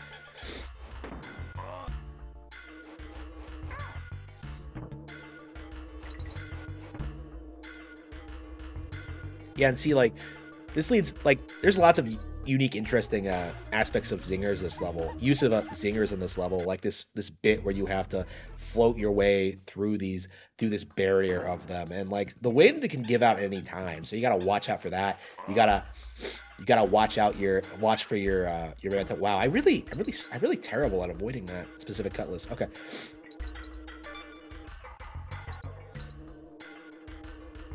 Yeah, this is a fun, exciting level. I really enjoy this. Oh, you can't even touch down because the wind is blowing up so much. Ugh. Okay, just gotta get past it. Did I get... I gotta keep climbing upward. Keep going upward. Oof.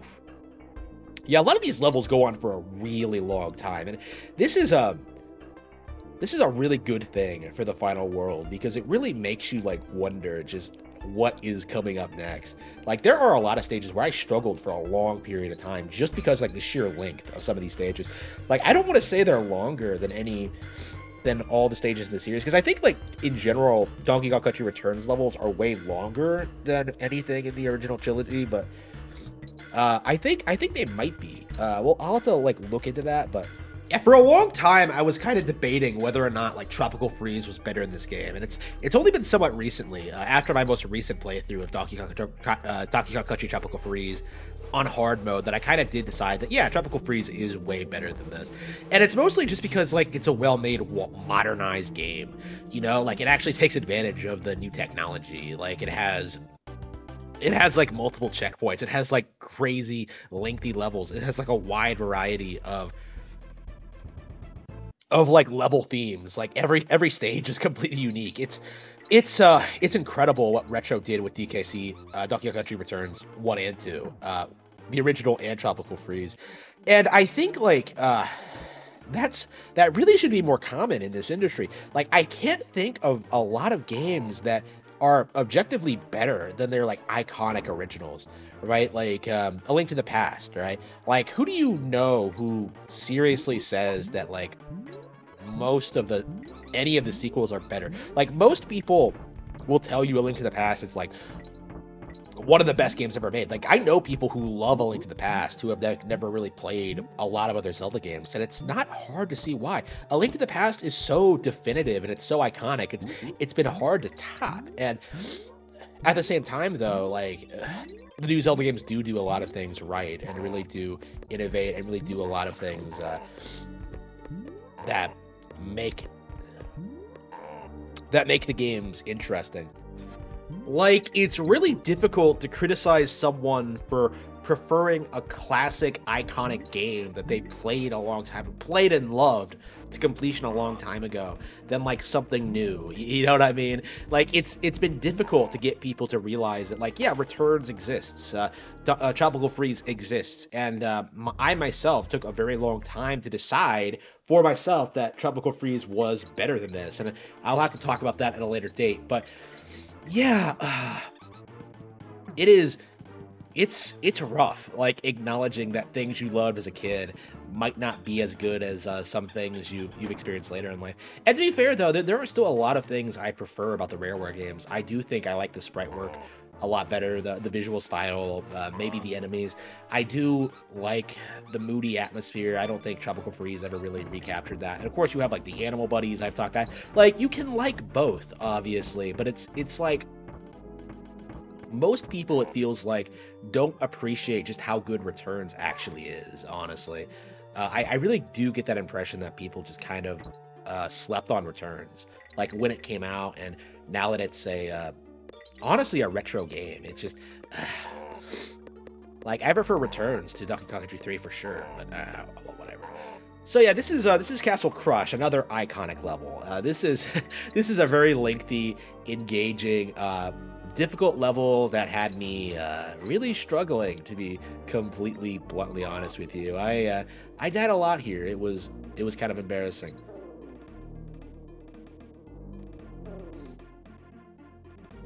Yeah, I think I mostly struggled with just the sheer amount of enemies that are on screen, and a lot of them are like porcupines, which I typically try to ignore. I tend to struggle with all sorts of things, really.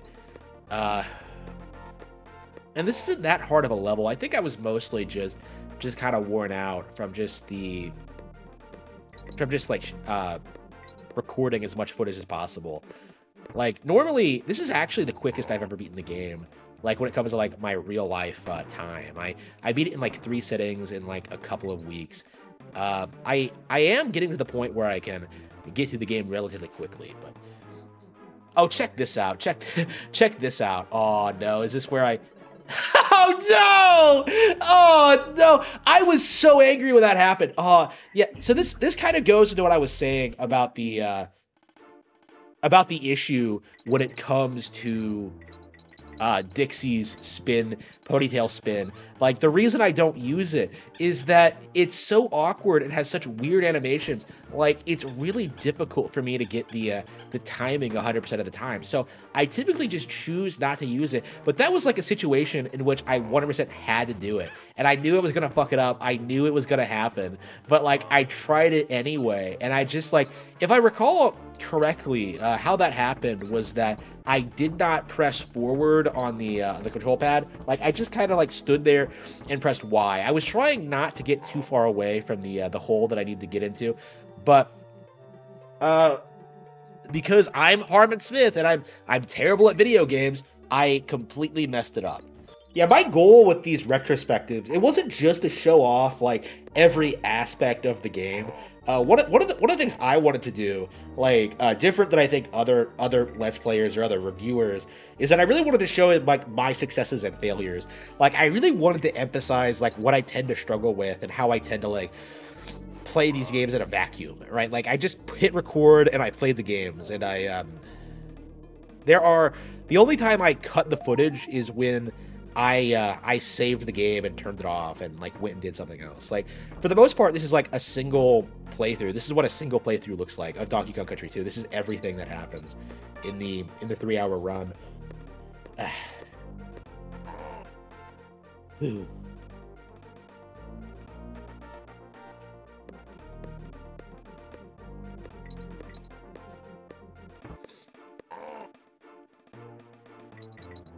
Yeah, I swear there was some kind of secret back there, but I don't remember how you trigger it.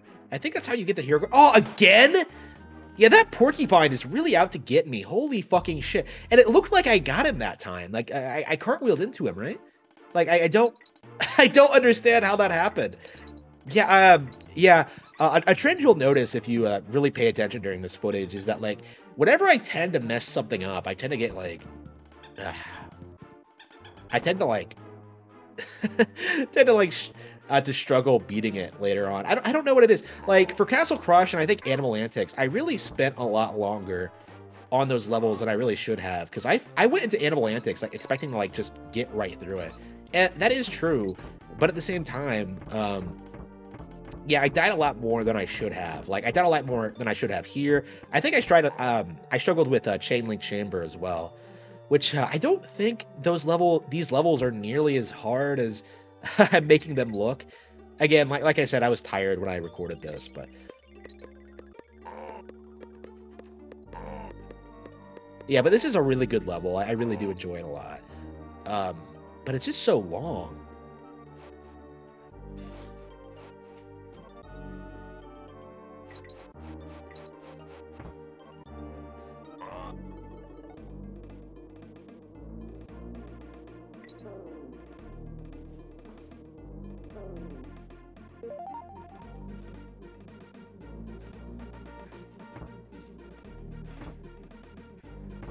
Yeah, I'm pretty sure that I'm actually practicing hitting these porcupines as Dixie Kong, so like I can't possibly get into that situation again. Because I think the checkpoint barrel is right after that point I died the first time.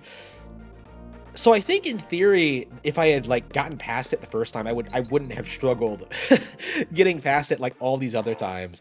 Like it's just, it is such a pain. It's so embarrassing. Right, here we go. Oops. Yep, look, I'm practicing. Oh, yeah. I'm anxious. Oh, man, I'm so pissed.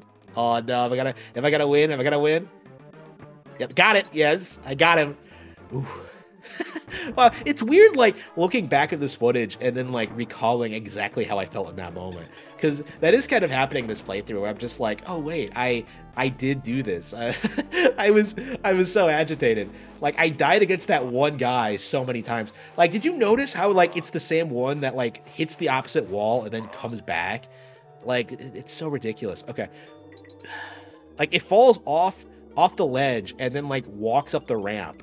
And then the rising platform, and then like comes and like destroys you. It's just it's embarrassing. Hate that porcupine. All right, but how many animal buddies are in this stage? There's Rambi, there's Squawks, like, and I tend not to get either of them because I just don't enjoy using them. Like, you need them for the bonus rooms, but generally speaking, you're probably better off just playing as Diddy or Dixie.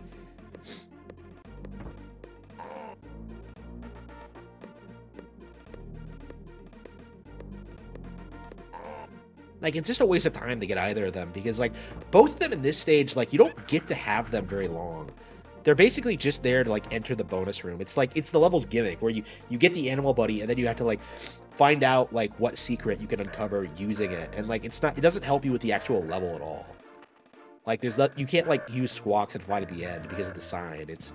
It's ridiculous. Oh, are we at the end? It looks like we're getting there. This goes on forever. Holy crap. Like I said, like, a lot of these levels feel like they go on for a long time. Like, I swear, like, I think I struggled more with some of these endgame levels than I did with, like, the super secret bonus ones that everyone hates. I don't know. The only one I've ever heard people bitch about, like, all that much is Animal Antics. I think, like, making fun of Animal Antics is a meme. Because, like, I think there are harder levels of the game, like, generally speaking. Like, the only real problem with Animal Antics is the Squawk section, which is infamous for a good reason. But, like, other than that, Animal Antics is, like, really straightforward, I think. like compared to this, which is like really drawn out and obnoxious, I think I might prefer Animal Antics, but I don't know. We'll see.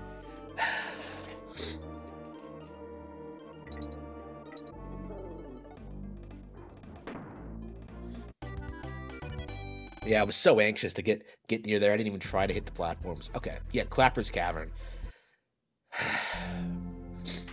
This is probably one of the weaker levels in the final world. It just has this gimmick of like, oh yeah, you know how Clapper like typically freezes lava? Like how about this time he freezes water and it just freezes over instead of like just cooling down. It allows you to swim in it. Oops. Oh no, that is so obnoxious. It didn't even bite me. Come on.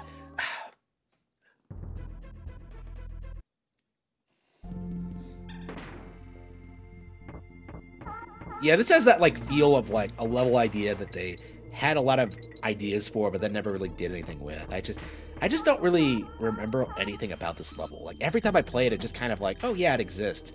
Like compared to like everything that happens after this, which is like pretty distinct and memorable. This is a pretty weak entry, I think, in the series. Oh. It's not even that challenging. There's just a handful of sections where you might get bitten by a piranha, but for the most part, the piranha disappeared. By the way, is it scared of Unguard? like it just kind of vanished after you got the swordfish. Okay.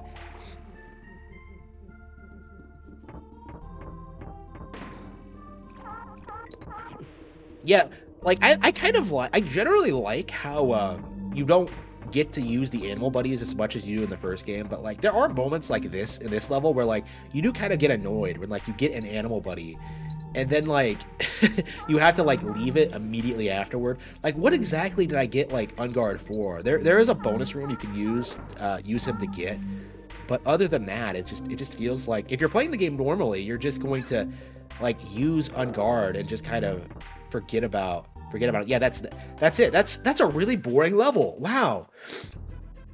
Yeah, it comes off like they really had an idea for a stage and just didn't know how to make it interesting. Now, when I compare it to this, which is like great, this is probably one of my favorite levels. I love Chain Link Camber. I love like the music. I love like the the chains. I love just how like elaborate they managed to make a really compelling level based on like the rope climbing mechanic, which is really cool. I mean, you're climbing chains, but it's like the same thing, really. I really enjoy this. They really did a lot with this idea. Like this is the exact opposite of the last stage because like you get interesting enemy placements. You get like a unique idea. This is like peak DKC2, I think. I really enjoy this one. So yeah, you'll notice a lot that I wasn't very good at this stage. I died several times, and a big part of that is because the level is legitimately challenging and difficult. But I was also just not playing very well. I don't know what it is, but I'm just not very good at this level, and I like it a lot too. So it's not because the level is badly designed or anything. I just think that like I personally am just not the best at this. Like how many times did I end up going through this same section over and over again? Like several, it feels like, and it feels like I was making a lot of easily avoidable mistakes too. I guess I was just anxious to get through the game, but I don't know. Maybe I'm just making excuses for myself. Who knows?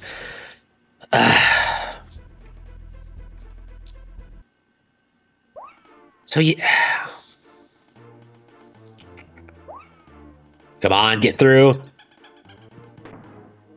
Yeah, one of the reasons I like this level so much is that it feels kind of distinct from the rest of the game, and that like it's very heavily focused on like climbing ropes, and they're all so close together, and like they just do so much. It's just so much different than everything else we've seen so far. I just think this was a really good, interesting angle to take the game. I just really like it.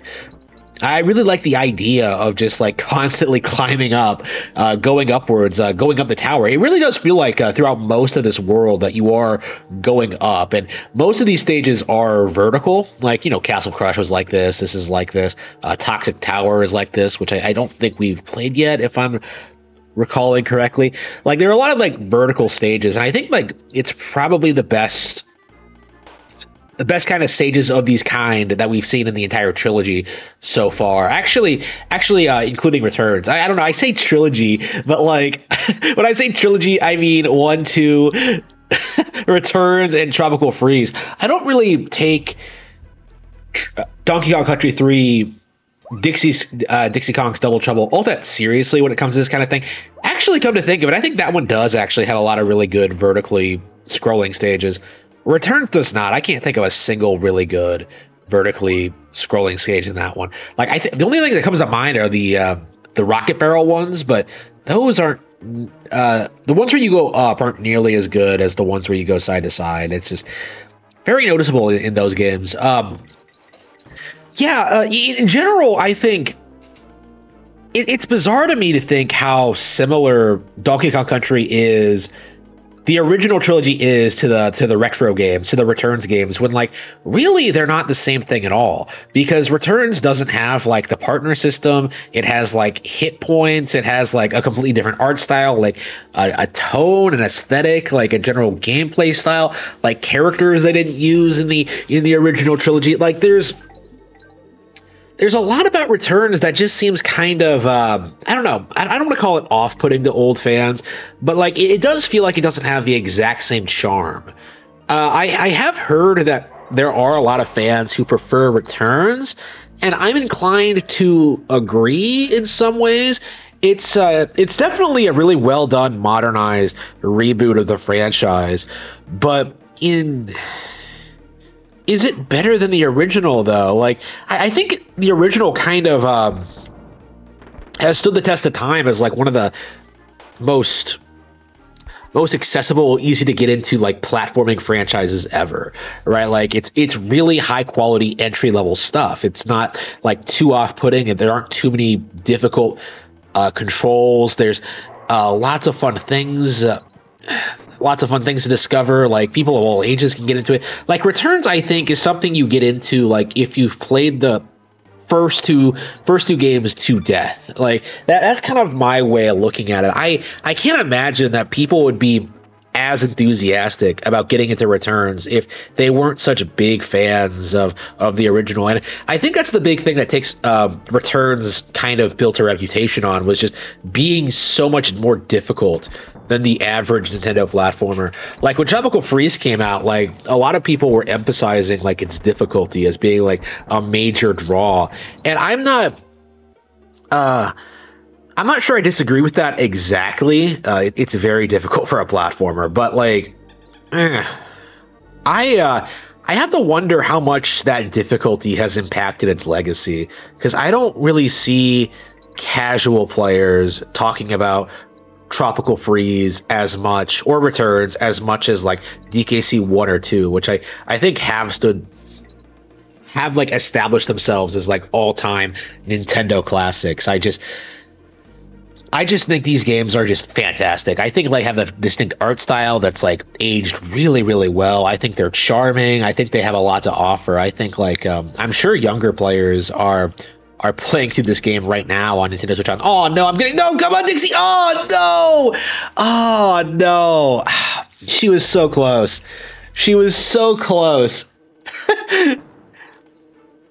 Oh, look at this, one life to go. Am I gonna get a game over?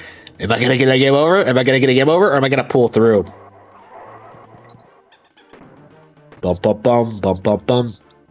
Yeah, so the second half of the stage, one of the reasons I like this stage so much is that it offers so much variety.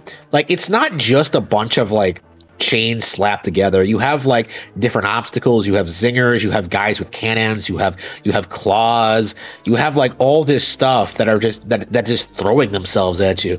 Like, look at this point, for example. I keep screwing this up. Oh yeah, I screw this up all the time, where like you have these guys firing cannonballs down at you, and you have to like alternate between the sides to avoid them. But like I always get hit the first time. Like every single time I play this stage, I end up like getting hit at least once. And it's not really a big deal because I almost always have a partner, but it is like it's really obnoxious. Look at this. Look how fast I'm going after what happened last time. I was so angry. Oh, man. Look, you can tell. You can just see my frustration. All right, here we go. Oops. All right, oops. Ah, come on. Yeah, I mean, I'm anxious to get this level done. Yeah, I think the first half is more obnoxious for me than the second. I always tend to die several times in the first part. Oops. Look at that. He took the last of my lives. All right. Oof. I hate those guys, by the way. They steal your lives? What were they thinking? Da, da, da, da, da, da. All right, here we go. Next stage. Actually, no, we're going to save it.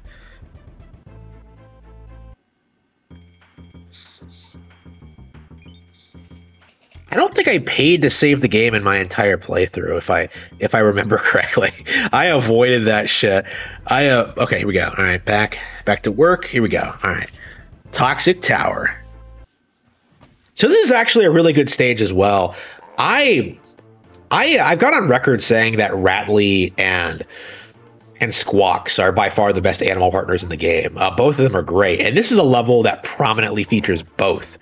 And Squidder's there too, but for some reason you only use him at the end. I guess the devs knew that Squidder wasn't going to be as popular, but so yeah, I have So this is a level that you get to use Squawks and Rattly, and you're just climbing this tower, and it's such a good, fun level. You really like feel the tension as you're climbing up there, like jumping up these platforms as the snake. It's just it's so satisfying. I love it. Like I love the backgrounds too. I think this is an original background that's. You certainly don't see a lot of these castle backgrounds. Like, you have the dungeon ones. I don't know. Like, you definitely feel in this part of the game that you're seeing, like, a lot of stuff you haven't seen before. And I think it's a big reason why it leaves such an impact. As opposed to, like, Chimp Cavers in the first game where you just don't get shit. Like, I would have really liked a really cool grand finale like this in a DKC 1, but we unfortunately did not get one. Oops, here we go. All right, here we go. Yep, see Squawks. Yep, a really good Rattly stage and a really good Squawk stage.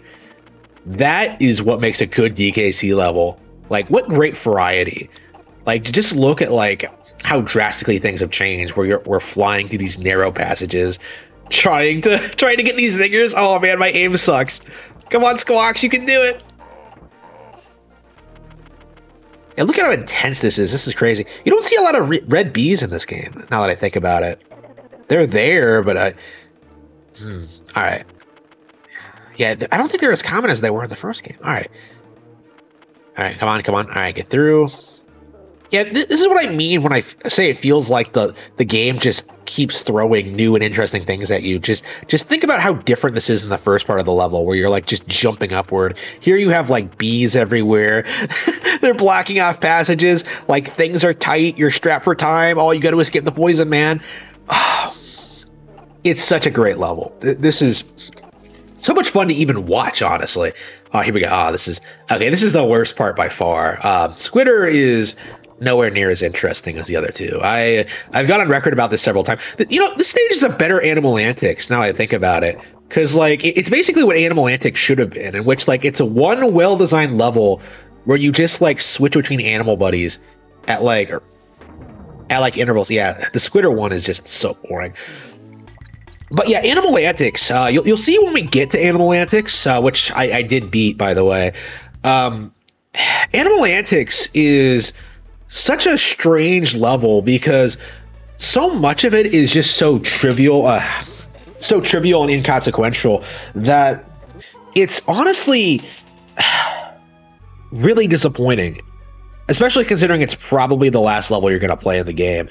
It has a reputation for being one of the best levels, but personally I think I prefer like Crockhead Clamber when it comes to like the Lost World levels. I think like Jungle Jinx is better. I think like maybe Block Ice Battle is better. Like, oh, have I talked about? Oh, have I neglected to talk about these ridiculous like Sonic the Hedgehog ripoffs yet? I'm sorry. I'm recording over like a period of days. Like it's taken me a couple of weeks to record this, so I actually have no idea what I've been talking about. But whatever we come across, essentially. So yeah, these are Cat of Nine Tails. Don't they look a little bit familiar? Don't they look like one of the most overrated video game mascot characters of all time, Sonic the Hedgehog? Like, looking at those things and seeing how goofy they look and their ridiculous spin they do. Oh man, I missed that jump. I hate this first part of the level. You never do it properly. So, seeing these goofy fucking things, the Cat of Nine Tails, and just seeing them, like you almost get the impression that like Rareware is like making fun of Sonic as like a concept, like that this is what Sonic would be like if he was in Donkey Kong Country. And like weird Sonic like characters have appeared in other games. Like I think there's a very famous like UK based game that actually released, no, not famous, but Guru Larry made a video about it. Like there was a game that actually put Sonic in as an enemy type before he was even before Sonic the Hedgehog even came out. Like some random UK game managed to like put like a blue hedgehog character based on Sonic in their game before Sonic the Hedgehog even came out. So yeah, it's not like anything new. I guess like I don't know. I really wish more people made fun of Sonic. I'm sick of people like pretending that Sonic is on like the same level as the average Nintendo character, or even like a below average. Like I just don't like the character or anything about the games. It's just actually no. I do kind of like the tone of like not adventures. I do like the idea of like going fast and like having these crazy action-packed adventures, but like the games have never really been. Oh, that was cheap. Look at that. I totally landed on the platform. What? They're going to take that from me? All right, come on. This wouldn't happen to Sonic. yeah. The thing about Sonic, I just, when it comes to like Super Nintendo games, like it's this versus Sonic the Hedgehog. Like, what would you prefer? Like everyone, I think like anybody who's like remotely into video games, I think would objectively pick DKC, right? Because Sonic just does not have that many good levels. Actually, I think like DKC 2 alone has more levels than all three of the original Sonic the Hedgehog Genesis games. And like they're all better too. So like Sonic is not nearly that good. Like typically what happens when it comes to Sonic fans is that they'll play the original stage over and over and over again of each game over and over and over again, and like never really get to the end unless they're like hardcore fans. Like I don't think like the vast majority of people who played the Genesis games ever actually beat them. Like it just doesn't feel like they did, because I think some of the more tedious aspects of them would be a lot more well known. I really don't like those games, but yeah, this is a weird kind of addition to DKC2. Like it almost feels like this airship area was supposed to be its own world, but it basically only has 2 levels, and one of them is the boss fight. This is the only level in this entire world. Like, and it's this weird race against Squawks' rival Screech. You're just going through these brambles at like breakneck speeds. And it's not terribly difficult or anything. It's like they designed this level and just kind of decided to just throw it in there at the last moment. It just does not fit all that well in the game. Like you could cut it out entirely and you lose absolutely nothing. I don't know. Like I think Toxic Tower is a way better final level, and then like you should just go straight to the final boss. I don't know. I don't hate Squawks' sprint, but like I don't know. I would have swapped that out with like one of the bonus stages, honestly. Like probably Jungle Jinx or one of the others. There's just, it's a unique idea and it's a lot of fun, but like I don't think that was the time or place for it, honestly. I don't know. Well, maybe they just had the level finish and just like shoved it in there. I don't know, but it's worth talking about. So yeah, this is not nearly as fun as a boss fight as the original, I think. I never liked this fight. When I did it, I actually was kind of underwhelmed by it. It just feels kind of weird where you just wait for him to suck in the cannonball and just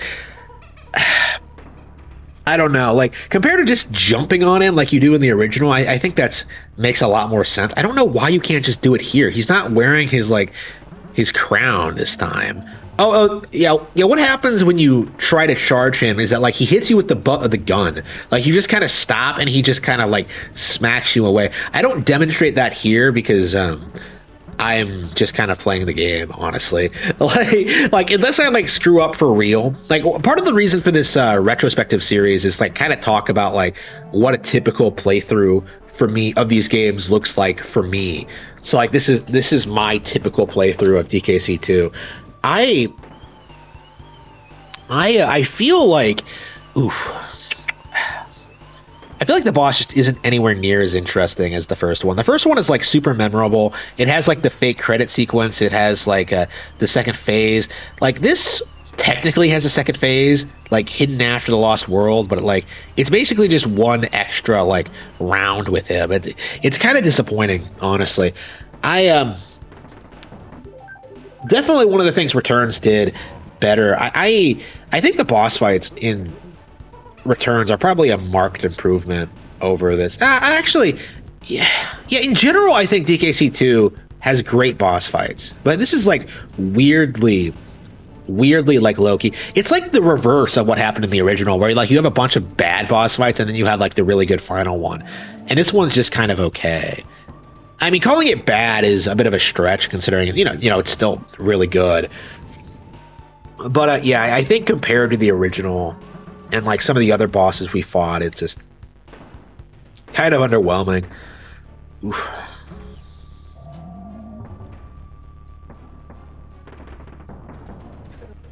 It's pretty lengthy though, like 9 straight hits without you get like you get extra partners. It's longer than the original, and I suppose it is harder, but that doesn't necessarily make it better, you know. I don't understand how he can turn invisible. Like, what power is this? Like, since when could alligators go? Ooh, all right.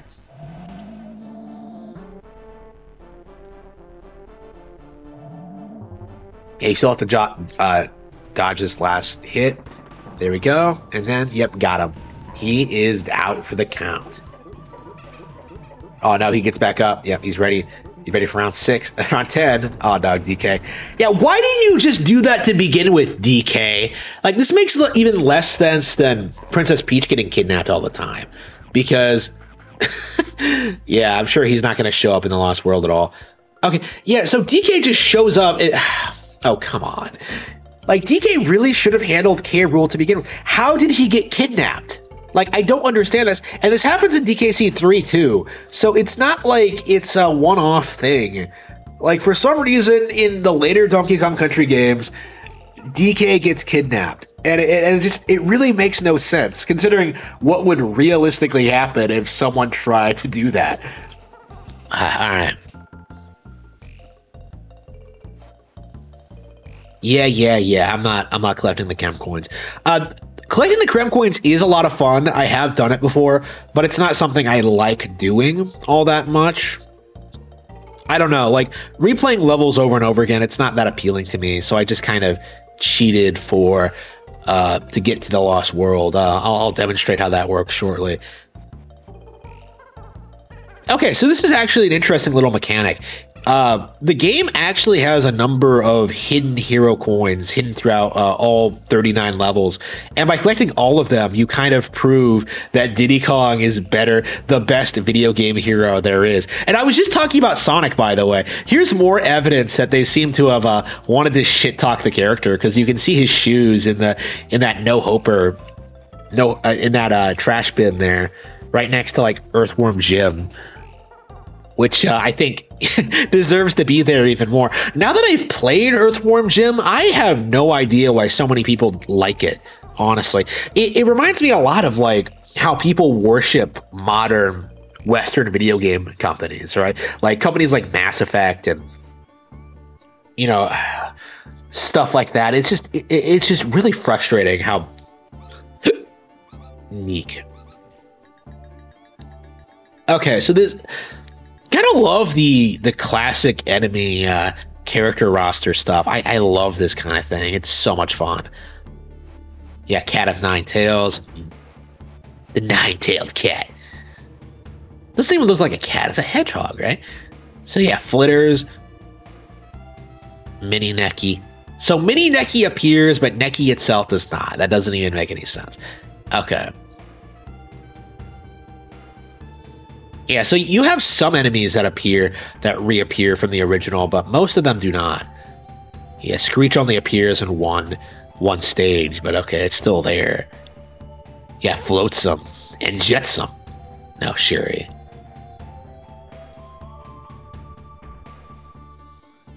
Puffed Up.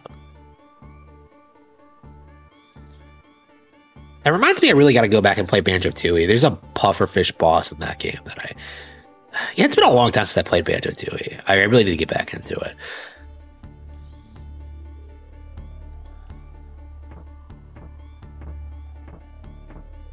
Yeah, they really easily could have reused a lot of their character models from the first game, but they went for an all original cast in this. And I don't know, not all original. That thing was in the original. That thing was in the original. Generally speaking, they came up with a lot of original enemies for this. And I don't know, I kind of have mixed feelings on that. I really like the original enemies, but a lot of them are kind of basic. And I think like having more dangerous enemies in this game was actually a really, really good move to make. Like I said, it feels like a real evolution from what the original did. Like, not just in level design, but like when it comes to like the enemies and what they can do. Like, you have like the sword guy who you have to like wait to attack at a critical juncture. You have like the cannon guys.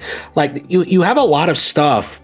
You have a lot of characters that you can have to tackle in different ways and can like serve as obstacles with you against you in certain situations. It's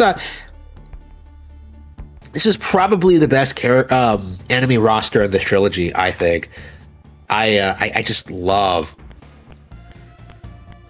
what they did here, and they kind of the characters actually kind of look unsettling too. They don't have that like boring kind of basic look that the original have. Cudgel. Yeah, bosses in this game are either great or just kind of boring.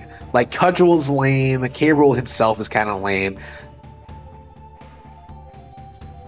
And I don't know. Animal buddies. Yes, Rambi, my boy. On guard. Yeah, Rambi and Ungard are the only animal buddies to return. Squawks, let's pretend Squawks was in the original. Rattly, yeah, Rattly was great.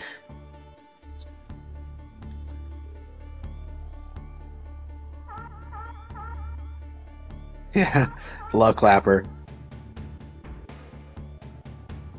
Yeah, Squitter is probably the worst animal buddy in the game, and that's mostly just because, unless you count Glimmer, for sure. Weird that a anglerfish, of all things, is like an animal buddy, because those things are like disgusting. I hate them.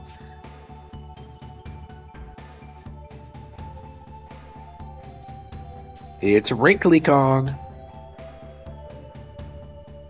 Yeah, one of the weird things about Wrinkly Kong is that, like, she's dead by DK64, which kind of, like, took me aback as a kid. Well, I didn't know where the character came from initially, because I played, like, the original, and then I played 64, because I didn't play 2 right away. And so, like, Wrinkly, of course, isn't in the original. So the fact that she dies between Donkey Kong Country 3 and Donkey Kong 64 is kind of weird, honestly. It's just kind of a bizarre decision that they decided to do that. To be fair, though, it's probably the best thing they could have done, because it kind of makes the character more distinct. People actually remember her now that she's a ghost. But, alright. I don't know. I do kind of like the ghost motif for her. I think it kind of, I think it kind of makes her, kind of sells the bit of her being just, a kindly old grandmother who's looking after you from beyond the grave. I like that. I like that.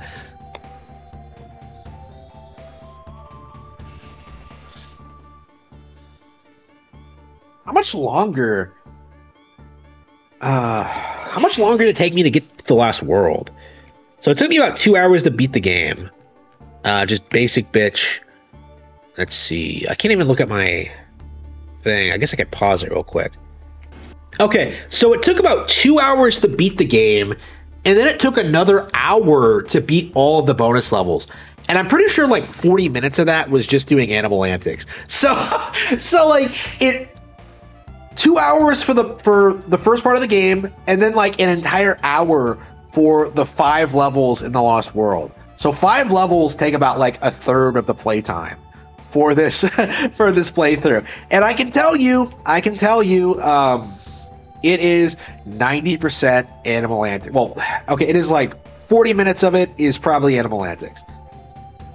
Actually, no. 10 minutes. Okay, 10 minutes of it is getting like the DK coin because I was an idiot and completely forgot how to do it. 40 minutes is probably probably animal antics, and then like it's 5 minutes for everything else. Because like honestly, other than like Crockhead Clamber, I think like the other Lost World levels aren't that difficult. I think Crockhead Clamber is probably like more legitimately difficult than Animal Antics. I don't know. It's so difficult to gauge the difficulty of Animal Antics because there's so many times where you just kind of feel like you're getting screwed over just by like the RNG or just by like not getting the feel down for what you're trying to do. Like I'm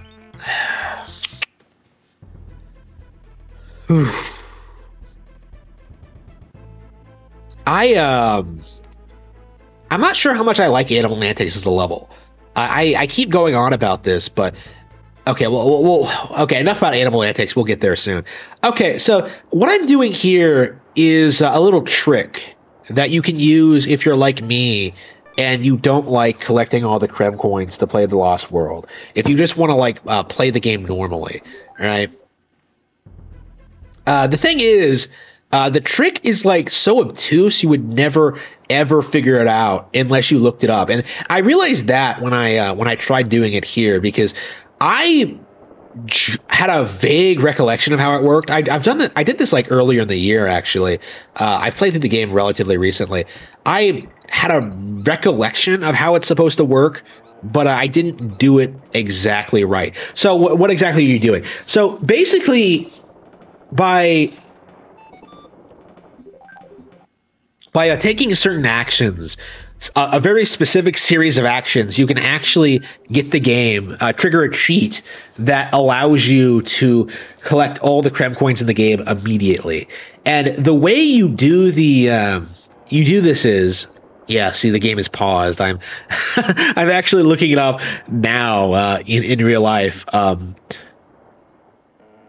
What you have to do is like enter the cabin, leave, jump across a couple of bananas, collect the bunch at like the end of the barrel, and then like walk back twice without like touching any enemies or without doing anything.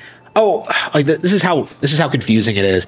I looked it up and I still fucked it up the first time, if I remember correctly. Yeah. So you have to like collect those bananas and get back without like hitting the enemies. Oh, actually, I think you're allowed to hit the enemies according to like the guide I looked at anyway. But what you're not allowed to do is collect the bananas. So you're supposed to jump over this first bunch of bananas, get the ones up here, and then like immediately go back. And oops, here we go. Yeah, you have to take it slow, just in case you do something stupid. So you have to do this like twice, and that triggers it. and because I don't know what I'm doing, because I'm an idiot apparently. All right, come on, Diddy.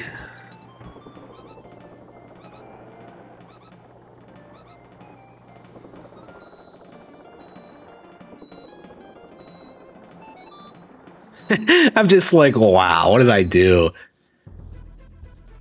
Embarrassing. This is worse than Animal Antics. This is the worst thing I've seen all game. It's just me not knowing how this is supposed to work. Embarrassing. This is the most pathetic thing imaginable. Holy shit. How can I be that fucking stupid. I don't know how to get all the Krem coins. Unbelievable. I bet like a real gamer would do it. I bet if I was playing on Xbox, I would have done it like the first try. If I was playing on PC, I could just use the emulator to rewind it and not like do it the good old fashioned way. Yeah, the good old fashioned way of cheating. All right, here we go. Okay, so you leave, jump over the bananas, and jump over the rats. And I don't think jumping over the rats is necessary, but I like doing it anyway, just out of just my habit. Okay, come on. Do you have to? Okay, do you have to get the one up? I think you do actually the second time. Yeah. Even now, I'm just kind of confused. Like I said, I have a general idea how this works, but oops. I wonder if did that work? There we go. We got it. Excellent. Watch that meter fill up. Okay, so that's the trick if you've never seen it before. If you want to play the game and don't want to go through like the tediousness of getting all the proper things. Well,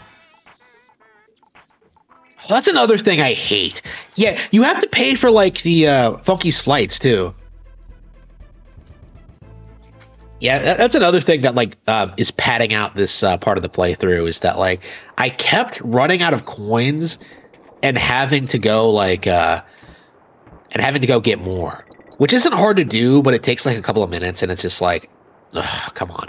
And it's really annoying too, because if you'll remember when we finished the game the first time.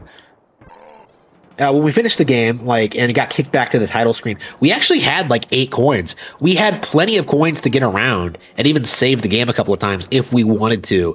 But because like the game resets your coin counter every time you boot it up, like we lost them. So oops, yeah, there were some coins at the bottom right of the screen that I completely forgot to pick up. So I completely like wasted my time here, like trying to find like an extra coin. I think in the end I just ended up replaying the level again and just getting the same one twice. That's typically what I do, by the way. Is I can't believe, wow, the hero coin was right there. Okay, that's typically what I do, by the way. Is that like I go to a level that I've beaten already, grab the nearest coin. There are plenty of levels where there's a coin right at the beginning. Oh, here we go. Okay, there we go. Yep, I'm getting the timing down.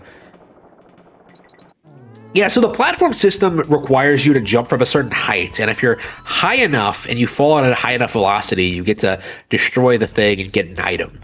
So, like, I realized that thing had a coin there, so I just took advantage of it.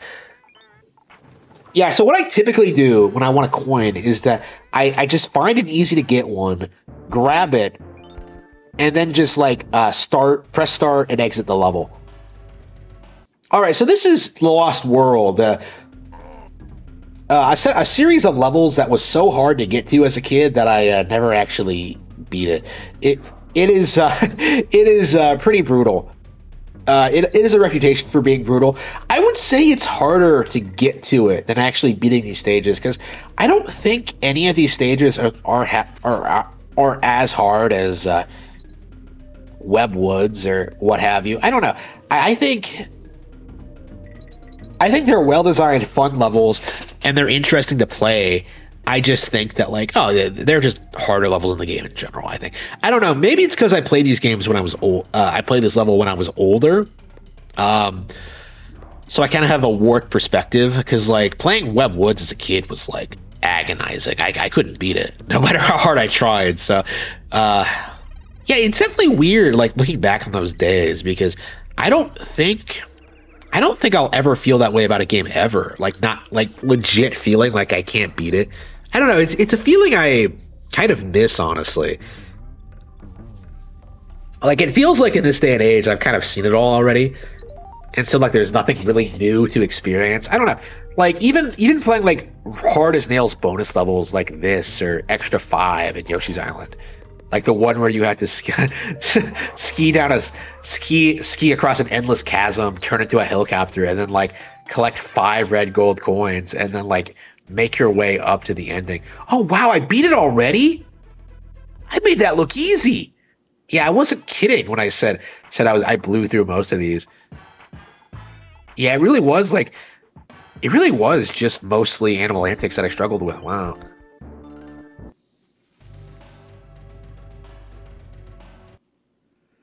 Yeah, last time I played this stage, I came away thinking it was kind of weak. I thought it was kind of basic and easy. Playing it again, I kind of take it back. I think it is a very well designed, interesting ice level with an interesting gimmick of having to like go down through this cave. I think it works really well, honestly. I think it's a lot of fun to play. Now, it's not difficult by any stretch of the imagination. I blew through it pretty quickly. But yeah, I think it is actually one of the stronger levels. I really, really enjoy this one. I don't think any of them are bad per se. Maybe like Fiery Furnace. I don't know. I never remember that one. Whenever I play the game again, I think like out of the four, that's probably the most forget. Out of the five, that's probably the most forgettable. Oh, I walked right into it. Come on, Diddy. What are you doing?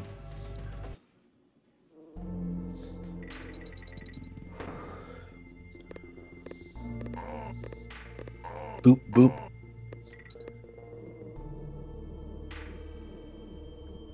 It's really weird, like watching your own footage back like this and commenting over this. It feels almost like a waste of time. I was thinking whether or not I should be like doing this live and just playing the game and just commentating on it. But like, I actually do kind of like just chilling and telling stories about like this gameplay and like my experiences with it. This is like an old school like let's play style video series, I suppose. I don't know. I'm curious, like whether I'll be able to do this long term or not. Again, like Nintendo Classics, I kind of dropped for a similar reason because like I just didn't have the time to talk about like some of the stuff. I don't know. Maybe I'll bring Nintendo Classics back at some point in the future because I think there are definitely not every game I want to do a retrospective on. Um, Needs like a Nintendo Classics video, like Bayonetta 2. I was thinking that like Bayonetta 2 is the game I want to talk about most right now. But I already have like 90% of the footage for Pikmin done, so I'll be doing Pikmin next, and then I would do Bayonetta 2 after that. But my expectation is that Bayonetta 2 is 3 is going to be out by then. So I think that it's I don't know. I might stream Bayonetta 2. I think I might like just do a stream where I just play like the Wii U versions of 1 and 2 and just like play them both all the way through before before 3 comes out. I don't know. I might play the Wii U version of the Switch version of Bayonetta 1. The Wii U version has like weird slow frame rate problems that nobody likes talking about. I do think the Switch version was probably the definitive version, if it's not the Xbox version. I would like to try the Xbox version. After I like 100% the Switch version, I might actually pick up the Xbox one. Okay, now enough about the Bayonetta stuff. I really should have been talking about this stage, but yeah, it's just a fun little level with a fun gimmick. There's not really much to say about it. Like I said, a lot of these like Lost World levels feel kind of disappointing. I think they could have been a lot more difficult, considering like how hard they are to reach. I think they really could have done like a way better job making some cool, interesting level choices. Ugh. I'm gonna have to talk about Bayonetta again because like I don't want to like keep talking about, oh man, this is what I do when I'm out of coins. Just it's not often that I run out of coins. Like typically, what I use it. I developed this strategy back when I was still like dying on worlds and stuff like that. So like I realized that you could like this exploit existed. So I just took advantage of it to like save my game if I absolutely needed to have it. Oh, look at this. Oh no, Dixie, no. Oh, painful, painful. Yeah, I just said fuck it and decided to like just do a quick survey of like Oh, this is Crockhead Clamber. Okay, I thought it was the third level in like the Lost World. Okay, what is the one in Lost World then? All right, I guess we'll see it soon. But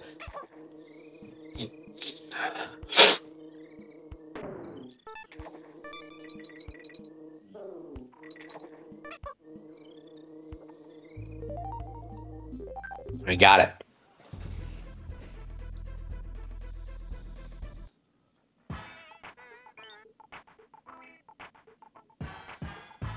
Crazy Cramlin. I would not have minded like a hardcore roller coaster stage, but we don't really get one. It's just ugh. We get like another balloon stage, which is not really what I wanted. Actually, now that I think about it, maybe maybe I should stop talking shit about levels before I actually play them. How about that? Okay. Yeah, so I think this is actually my favorite out of the three, by far.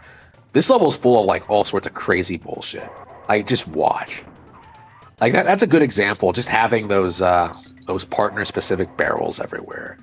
Like depending on like who you're using, the way forward like changes completely. It's a really interesting mechanic, especially since a lot of the time you're in barrels. So it's actually possible to like completely forget who you're playing as and like get into a situation that you don't want to get into. So it's crazy intense. Just look at how many of these like barrel guys are everywhere. They're just throwing themselves at you. It's so much fun. This is a really good barrel cannon stage, I think. It's probably the best in the game. I would say that like I don't typically like a lot of DKC2's barrel stages. I think they are a step down from the originals. I don't think most of them are all that interesting. I think I lost the barrel. Shit. Oh, that was awesome. Took them both out at once. I think like most barrel cannon stages in this game are just not all that interesting. Like they're overly focused on like navigating labyrinths and stuff like that. I prefer I prefer like timed button presses and just like making crazy leaps from barrel to barrel. Like I don't really like the whole like figure out where to go stuff. Like I prefer this kind of thing of just like crazy situations, avoiding obstacles, and like having like a wide range of different barrels just kind of slapped together. Like just kind of look at what you're looking at here. You have like these twisty barrels, you have like the automatic ones, you have like normal ones. Like this is a really good stage, I think. I always have a blast whenever I have to play it. And it's a really difficult one too. I would say I would say it's more difficult than Animal Antics. Like Animal Antics has its reputation because of the squawk stage, but in general, I think Animal Antics is just not all that difficult, like at all. It's like it's probably the easiest one out of the five, honestly. Like take out the squawks thing, and you basically have like an extremely basic level, like easier than I think like what you see in the base game.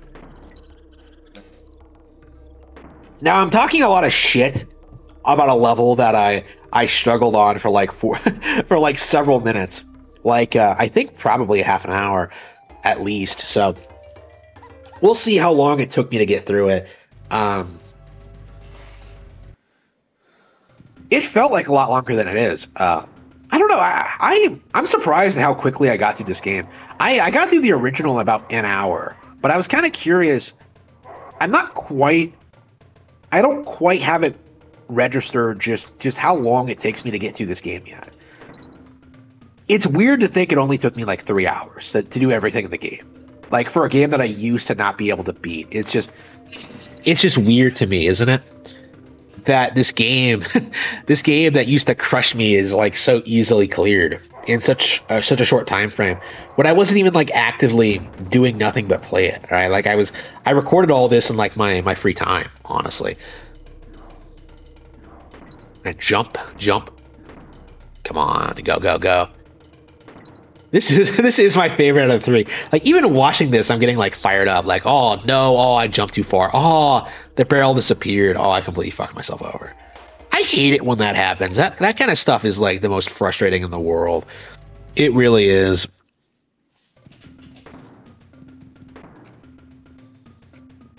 I wonder how long it's gonna take me to beat this level. Any bets, guys? Is it gonna be like another 5 minutes, another 10? It took me a good long while. It feels longer when you're actually playing the game, honestly. I was surprised when I actually looked at my my complete playthrough time and saw that I had played the game for 3 hours. It took me 3 hours to do everything.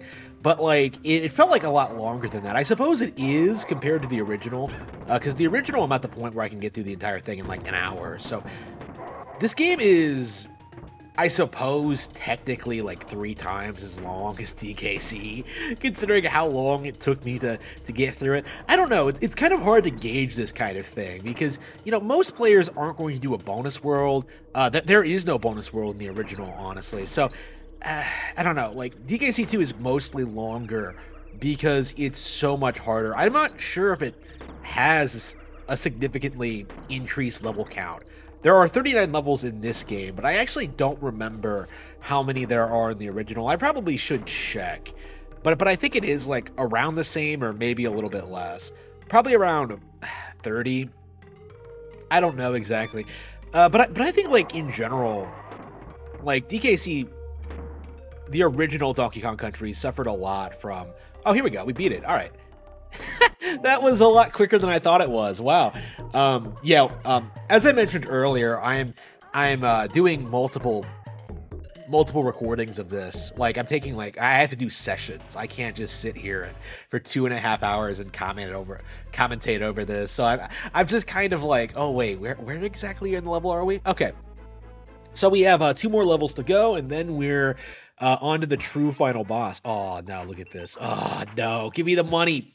Why doesn't he just let you write it for free? I don't understand the mindset. If this game has a problem, it's like the charging for everything. It is the most ridiculous thing I've ever seen. Like, as a kid, that was a big reason why I didn't want to play the game, because, like, you know, imagine you're a kid. You're, like, playing way past your bedtime. Your mom asks you to, like, shut it off, okay? And, like, you're just like, okay, just let me save it.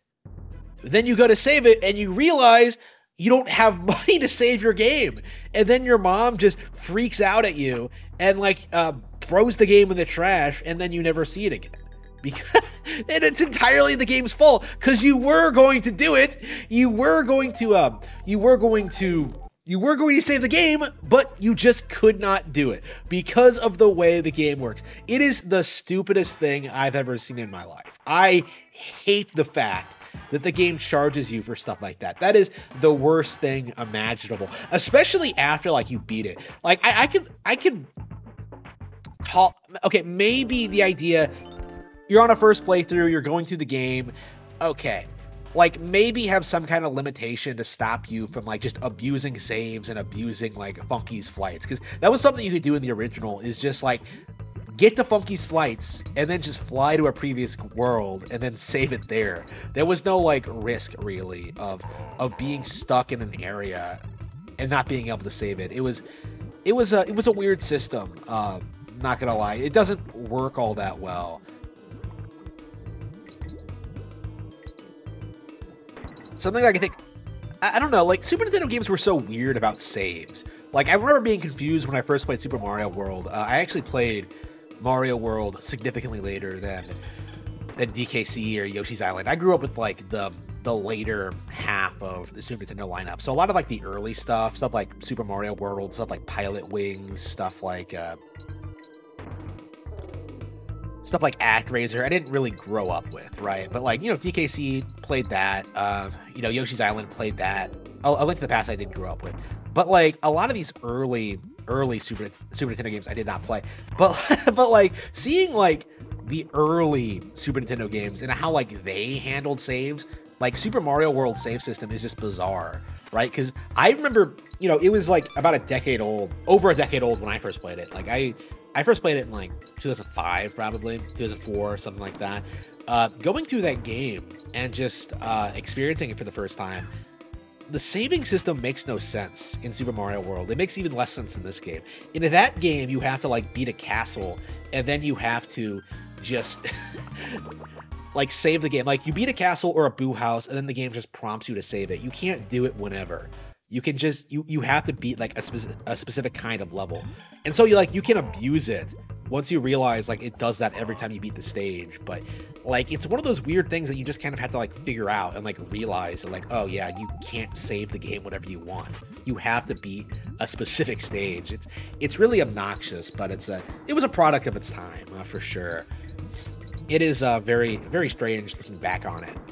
It's not something we think about as gamers, especially considering that most of us just breeze through Mario World anyway. But okay, I really like this level a lot. I really do. I think it's I don't want to call it the ideal barrel cannon level, but this is like a very different one than what you're used to. These barrels, I don't know what the specific kind of barrel is called, but like they allow you to move through the air like you're controlling them. Well, you are controlling them, and you have to put yourself in like the perfect position to like navigate your way through zingers and like get to the next barrel. And it's a lot of fun. It really is. I'm really good at this kind of thing, so I kind of breeze through this stage, but it is really really fun. I really enjoy this one a lot. I'm not even sure if I would call it easy, honestly. It's just one of those things that I'm very, very good at barrel cannon stages. I always have been. So it wasn't hard for me. All right, last level. Oh, no. Oh, no. Oh, no, bros. Here we go. It's Animal Antics. Oh, no. The most infamous level in DKC 2.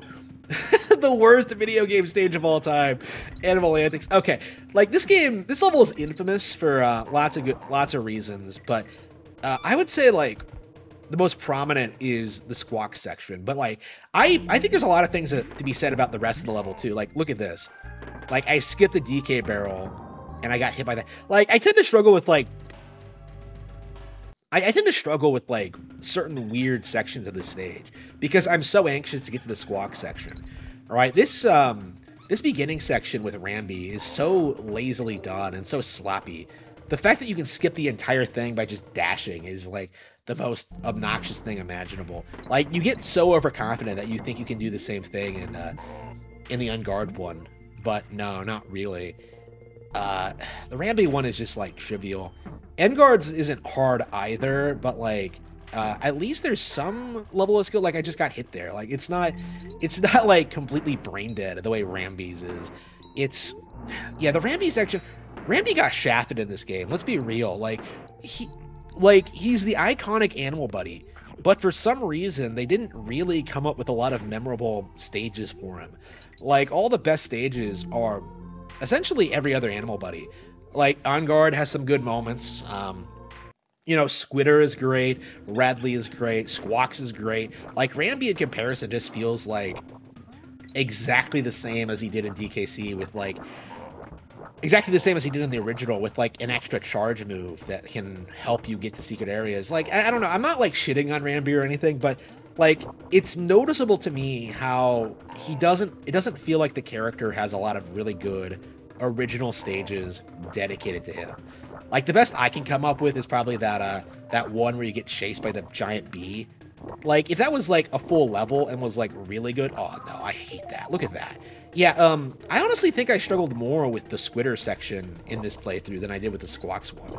Cause like I kept getting into weird situations, like struggling with these ridiculous web platforms. Look at that.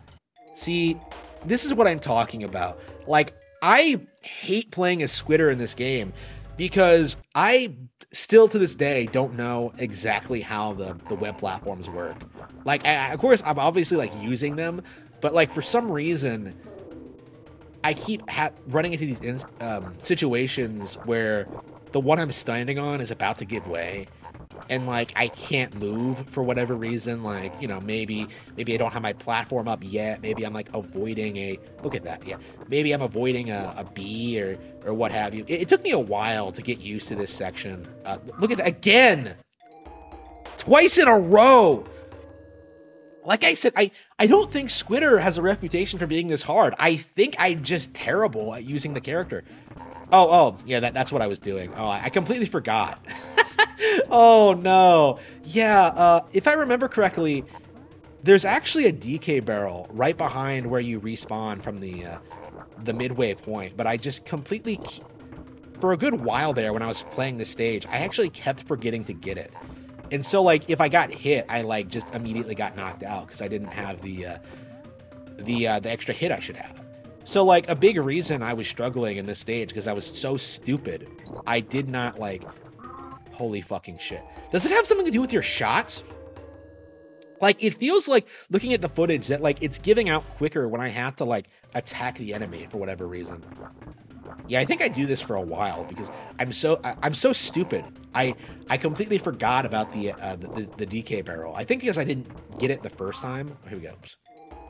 Yeah, eventually I kind of like remember that it's supposed to be there. I think I like go back. Let's see how quickly I figure this out. I think eventually I got frustrated with getting one hit KO'd.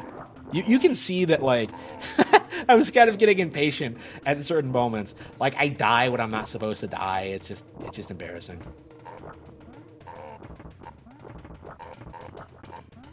I think I got to like maybe I got to the squawk section once before I figured out the DK barrel was there. But yeah, there is no midpoint barrel for the squawk stage. Like you have to play the Squitter stage if you die in the squawks one.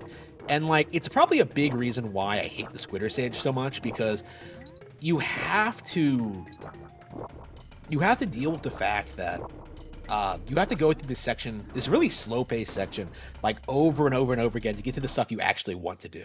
Like I think the squawk section is manageable if you have a feel for like the patterns, but like you're never actually going to get to that point. Like without a lot of practice, and because like you have to go through like the Squitter stage, and because it takes a while to do, like it's just annoying.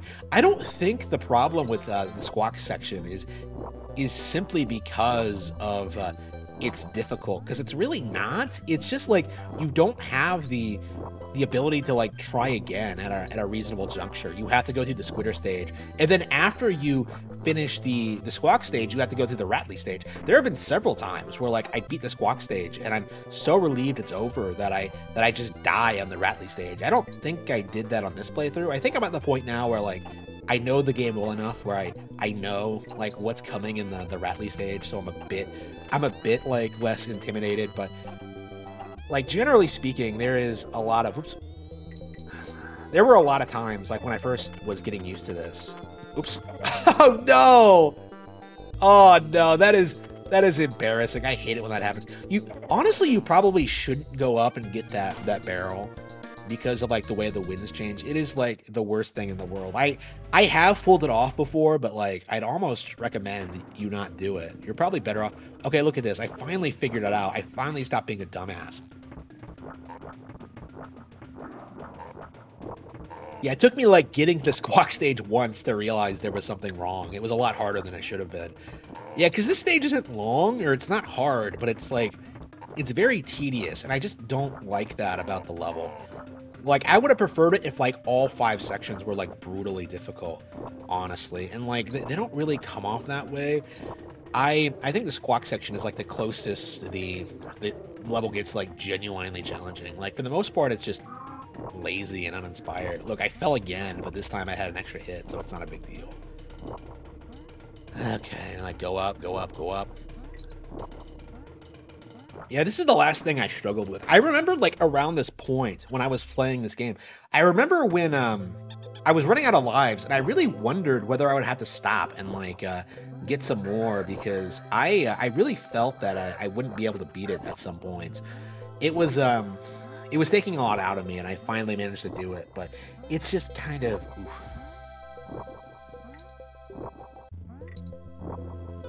It's not an easy level. Like, you do end up struggling with like stupid aspects to it, and it just feels like it could have been so much better. Like, that's kind of my view in Animal Antics. Like, it has a reputation for being one of the better levels, but I personally think it's rather uninspired. I just don't like it. It's just not fun to play, honestly. Like, I dread the moment when I have to play it again. It's probably the low point of my run.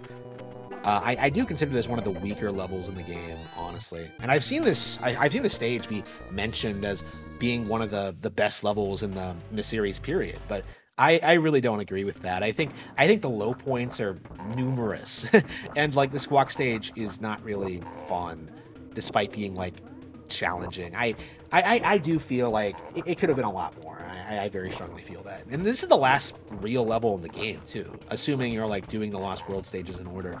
So I feel as if they really could have done something a lot different than this. Look, this is how you do it. Yeah, you can actually jump over these bees, and it's taken me like this long to figure that out. Like I've played this section so many times in this run that I finally figured out how to avoid these bees, so I don't have to like stop and shoot them all the time. See, you can see that I'm getting better and better at doing the Twitter stage. Like I'm not doing the stupid thing where I'm falling anymore. Like I got better at it. Yeah, I wonder how long it's gonna be until like I get that ingrained in my memory. I don't know. I don't like playing the stage very much, honestly. I was thinking with this playthrough that like, do I even want to get the true final boss like going forward? Because like I think the game kind of peaks. Generally, like I think the ending to the game is fine. I think it could have ended right there. It feels like the extra Lost World levels are just kind of a bonus. And they're not spectacular by any stretch of the imagination. So I was wondering, like, is it really necessary to do, like, all the bonus stages, like, in a typical playthrough? And I think they are, because you get a really cool ending cutscene. And, like, the past several times I've beaten the game, I have been doing that. I have been, like, going through everything in the game has to offer. So I do think that's my official stance on it, is that like even though the Lost World isn't the best part of the game by any stretch of the imagination, I do think it's worth playing. I think it's great that fans have this completion, like this crazy cool reward at the end, getting like a true ending, getting all this stuff. I think it's great. I think that was a really cool thing for the developers to do. I just think that like, oh, it could have been better. And this is me just being critical of like one of my favorite things ever, for the record. I'm about to do a retrospective on Pikmin 1. That'll be my next project after this. That game is deeply flawed, and I was thinking while I was playing it that like, this is probably one of the GameCube games I'll be playing the most in the next couple of years. I feel like it's weird to see that the games I grew up with that I really, really liked, Sunshine, Wind Waker, Luigi's Mansion, stuff like that, I think those games haven't aged as well as Pikmin has. Even though, like, in a lot of ways, they're better, I think Pikmin is just, like, for an adult, is just so much more appealing. Like, I think Luigi's Mansion, in a lot of ways, I hesitate to use the term outgrow it, because I really, really do enjoy playing that game. But like the thing is, I've like played Luigi's Mansion to death. Like the past couple times I played through it, I just kind of felt like it was getting kind of old, honestly. In a lot of ways, I think Dark Moon and Luigi's Mansion 3 is better. Like significantly so. And I don't really go back and replay those games either. In fact, I didn't play Dark Moon at all until like Luigi's Mansion 3 came out, and I was doing like video series talking about how like Dark Moon was super underappreciated and how everyone like really went after it for no reason. Like I felt very strongly about that, but like at the same time I don't like go back and replay Dark Moon near constantly. Like it's just I do think in a lot of ways I have outgrown like constantly replaying my favorite games. Like I can enjoy something, I can appreciate it, but I'm not going to spend all of my free time just consuming products, essentially. That's kind of how I feel about like a lot of things. There are games I like replaying a lot, but I've been wondering lately, like if my constant replaying of A Link to the Past or the original DKC or any of these other games, if it's like eventually going to reach the point where like I'm not really doing anything else, because I do feel like there are a lot of times like on my weekends off where like I should be working on books or YouTube videos or whatever, where I'm just sitting at home like playing games. I feel like almost that it's a waste of time and that I should be doing something else. I enjoy it, don't get me wrong, but at the same time it's like, well, when is it going to end? Like, I do feel like in a lot of ways I should be focusing on other aspects of my life. So like constantly replaying games, it just doesn't really appeal to me the way it used to. And like there are things that I really like coming back to, but I don't know. It just feels like a lot of the stuff I grew up with is just I am I am getting to the point where I don't really feel a desire to constantly go back to like, oh, Sunshine or things like that, you know. But on the other hand, like games that I didn't traditionally replay a lot, stuff like this, stuff like DKC2, like stuff like Castlevania, like I'm starting to get more into those kind of games. So like maybe I'm just like, I was thinking like whether or not I was growing out of gaming entirely, but like I don't think that's it. I think there are just games that I know very, very well that I love, but I'm interested in pursuing other things that I enjoy. So yeah, I'm wondering how this is going to affect the future of the channel and stuff like that. But I do think at this point that like I'm always going to love Nintendo in some way, shape, or form. I do think they have too many iconic brands, too many great developers to like ever really fade out of prominence, even if there's like a supposed decline in quality. Even now, Pokemon I'd say is probably like the franchise that I think has had uh, the biggest consumer backlash in recent years. And I don't know, it's gonna take a while before Pokemon kind of loses its spot as the most popular brand in the world, right? Like you have the TCG, you have the anime, you have like spin-off games. Like what is it gonna take to like alienate the audience for Pokemon? Like hypothetically, I just don't see it happening. Like the only way you stop loving Nintendo really is if you just stop playing games entirely, honestly, and then you just kind of forget about like what made them great to begin with. But then like when you do that, you can just play them again and kind of rediscover what made them appealing to begin with. It's interesting, I think. I do expect that like eventually when things settle down for me a little bit, when like I actually have like enough money invested where I can just like chill at home and play games all day. Like I do think a lot of my free time will be spent like experiencing stuff I missed out on. All the games that are coming out now that I'm just not playing. So I think eventually there will come a time where yes, I actually will 100% complete Donkey Kong Country 3. Like as of this recording, I still have not done it, and a big reason for that is that because I don't really enjoy the game. But like at the same time, it's like, you know, the third entry of one of my most favorite series ever.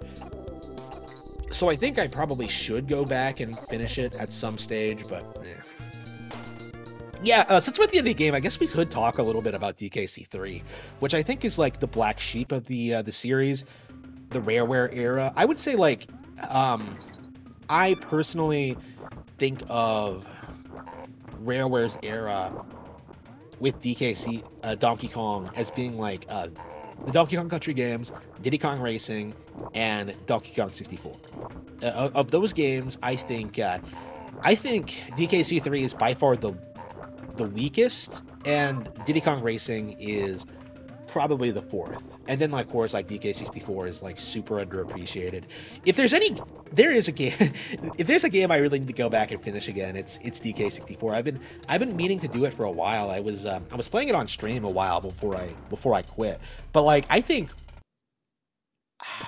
I don't think people give DK64 enough credit. I will go back and I will talk about it at some point. But DKC3 is just so lazy of a release in a lot of ways. It just feels like there's not a whole lot of new things there. It just the art style doesn't fit, the creative decisions don't work, like the themes aren't interesting. Like it just comes off as like a lazy half-ass sequel. Like Rareware's real developers were working on like N64 games at that point, and they were, you know, and those guys put out stuff like GoldenEye, like Banjo-Kazooie, like Blast Corps, like all these great games at this time. Like DKC's Donkey Kong Country 3 was put out by the B team, and it really, really shows. I think a lot of fans, people who loved the first two, like never even played DKC3. I myself didn't play it until about 2013 or something like that. That period of time where I was going to my local game store and just finding every old video game I could get my hands on. So yeah, it was probably around like 2010 to 2014. Actually, no. It would have had to been before 2013 because 2014 because I think I played it before Tropical Freeze came out. Hmm. Yeah, that's interesting. Did I play Tropical Freeze before DKC3? I don't remember. I don't think it was 2015. Yeah, that seems way too late. Maybe it was though. Maybe I can find my receipt somewhere. I still have my cartridge, so maybe the tag is still on it. But I I didn't really enjoy DKC3. I think it like has a lot of bad levels. I think it's just not fun to play. I think there are a lot of things wrong with it. Oh wow, that was close. Holy crap. Okay, wow. My heart just jumped. I was just like, oh no, Dixie, no. Narrowly avoided that. Yeah, I can't believe we did Rattly right away there, because the past couple of times I've done this, I just ended up like messing up the final section. But this time I got it down. Okay, so it's not that hard, but I have a reputation. I have a tendency to just mess it up because of just being worn out from the squawk section. Okay, so this is the true final boss, K. Rool. And like when I first played this, I honestly felt that that it was gonna be like some brutal like super boss, like on par with like I don't know, like the average Final Fantasy, like 2 hour long like epic final showdown with like the bonus boss at the end of the game with all your maxed out equipment. Like I thought it was gonna be like that.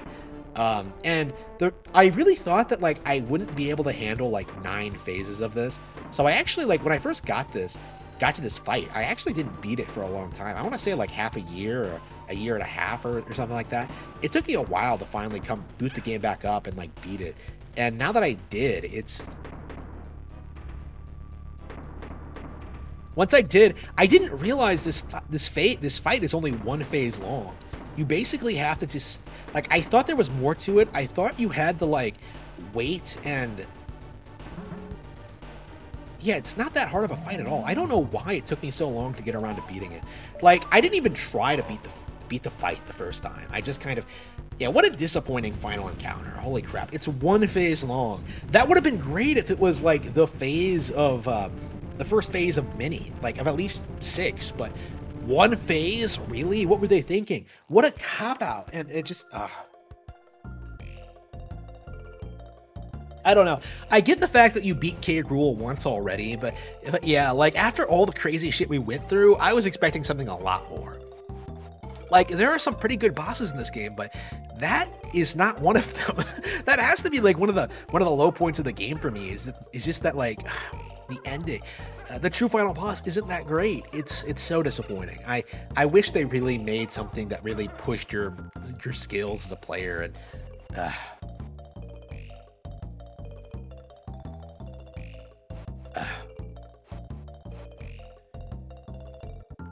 Yeah, okay, all we have to do now is just look at the credit sequence. Yep, we get to see the island sink into the sea. Yeah, DK just destroyed an entire island. To be fair, those fuckers deserved it. Those guys, yeah, see, you can see them sailing away. They're completely unharmed. Like, the island was not damaged at all. Yeah, and you get this really cool like CG cutscene at the end, and just kind of see them chilling there. It's charming. I really enjoy it. I like it a lot, and yeah, that's DKC 2. That is the that is the entire game. What an absolute masterpiece. What is it? What a gem. This isn't the best ending in the world or anything, but the game itself more than makes up for it.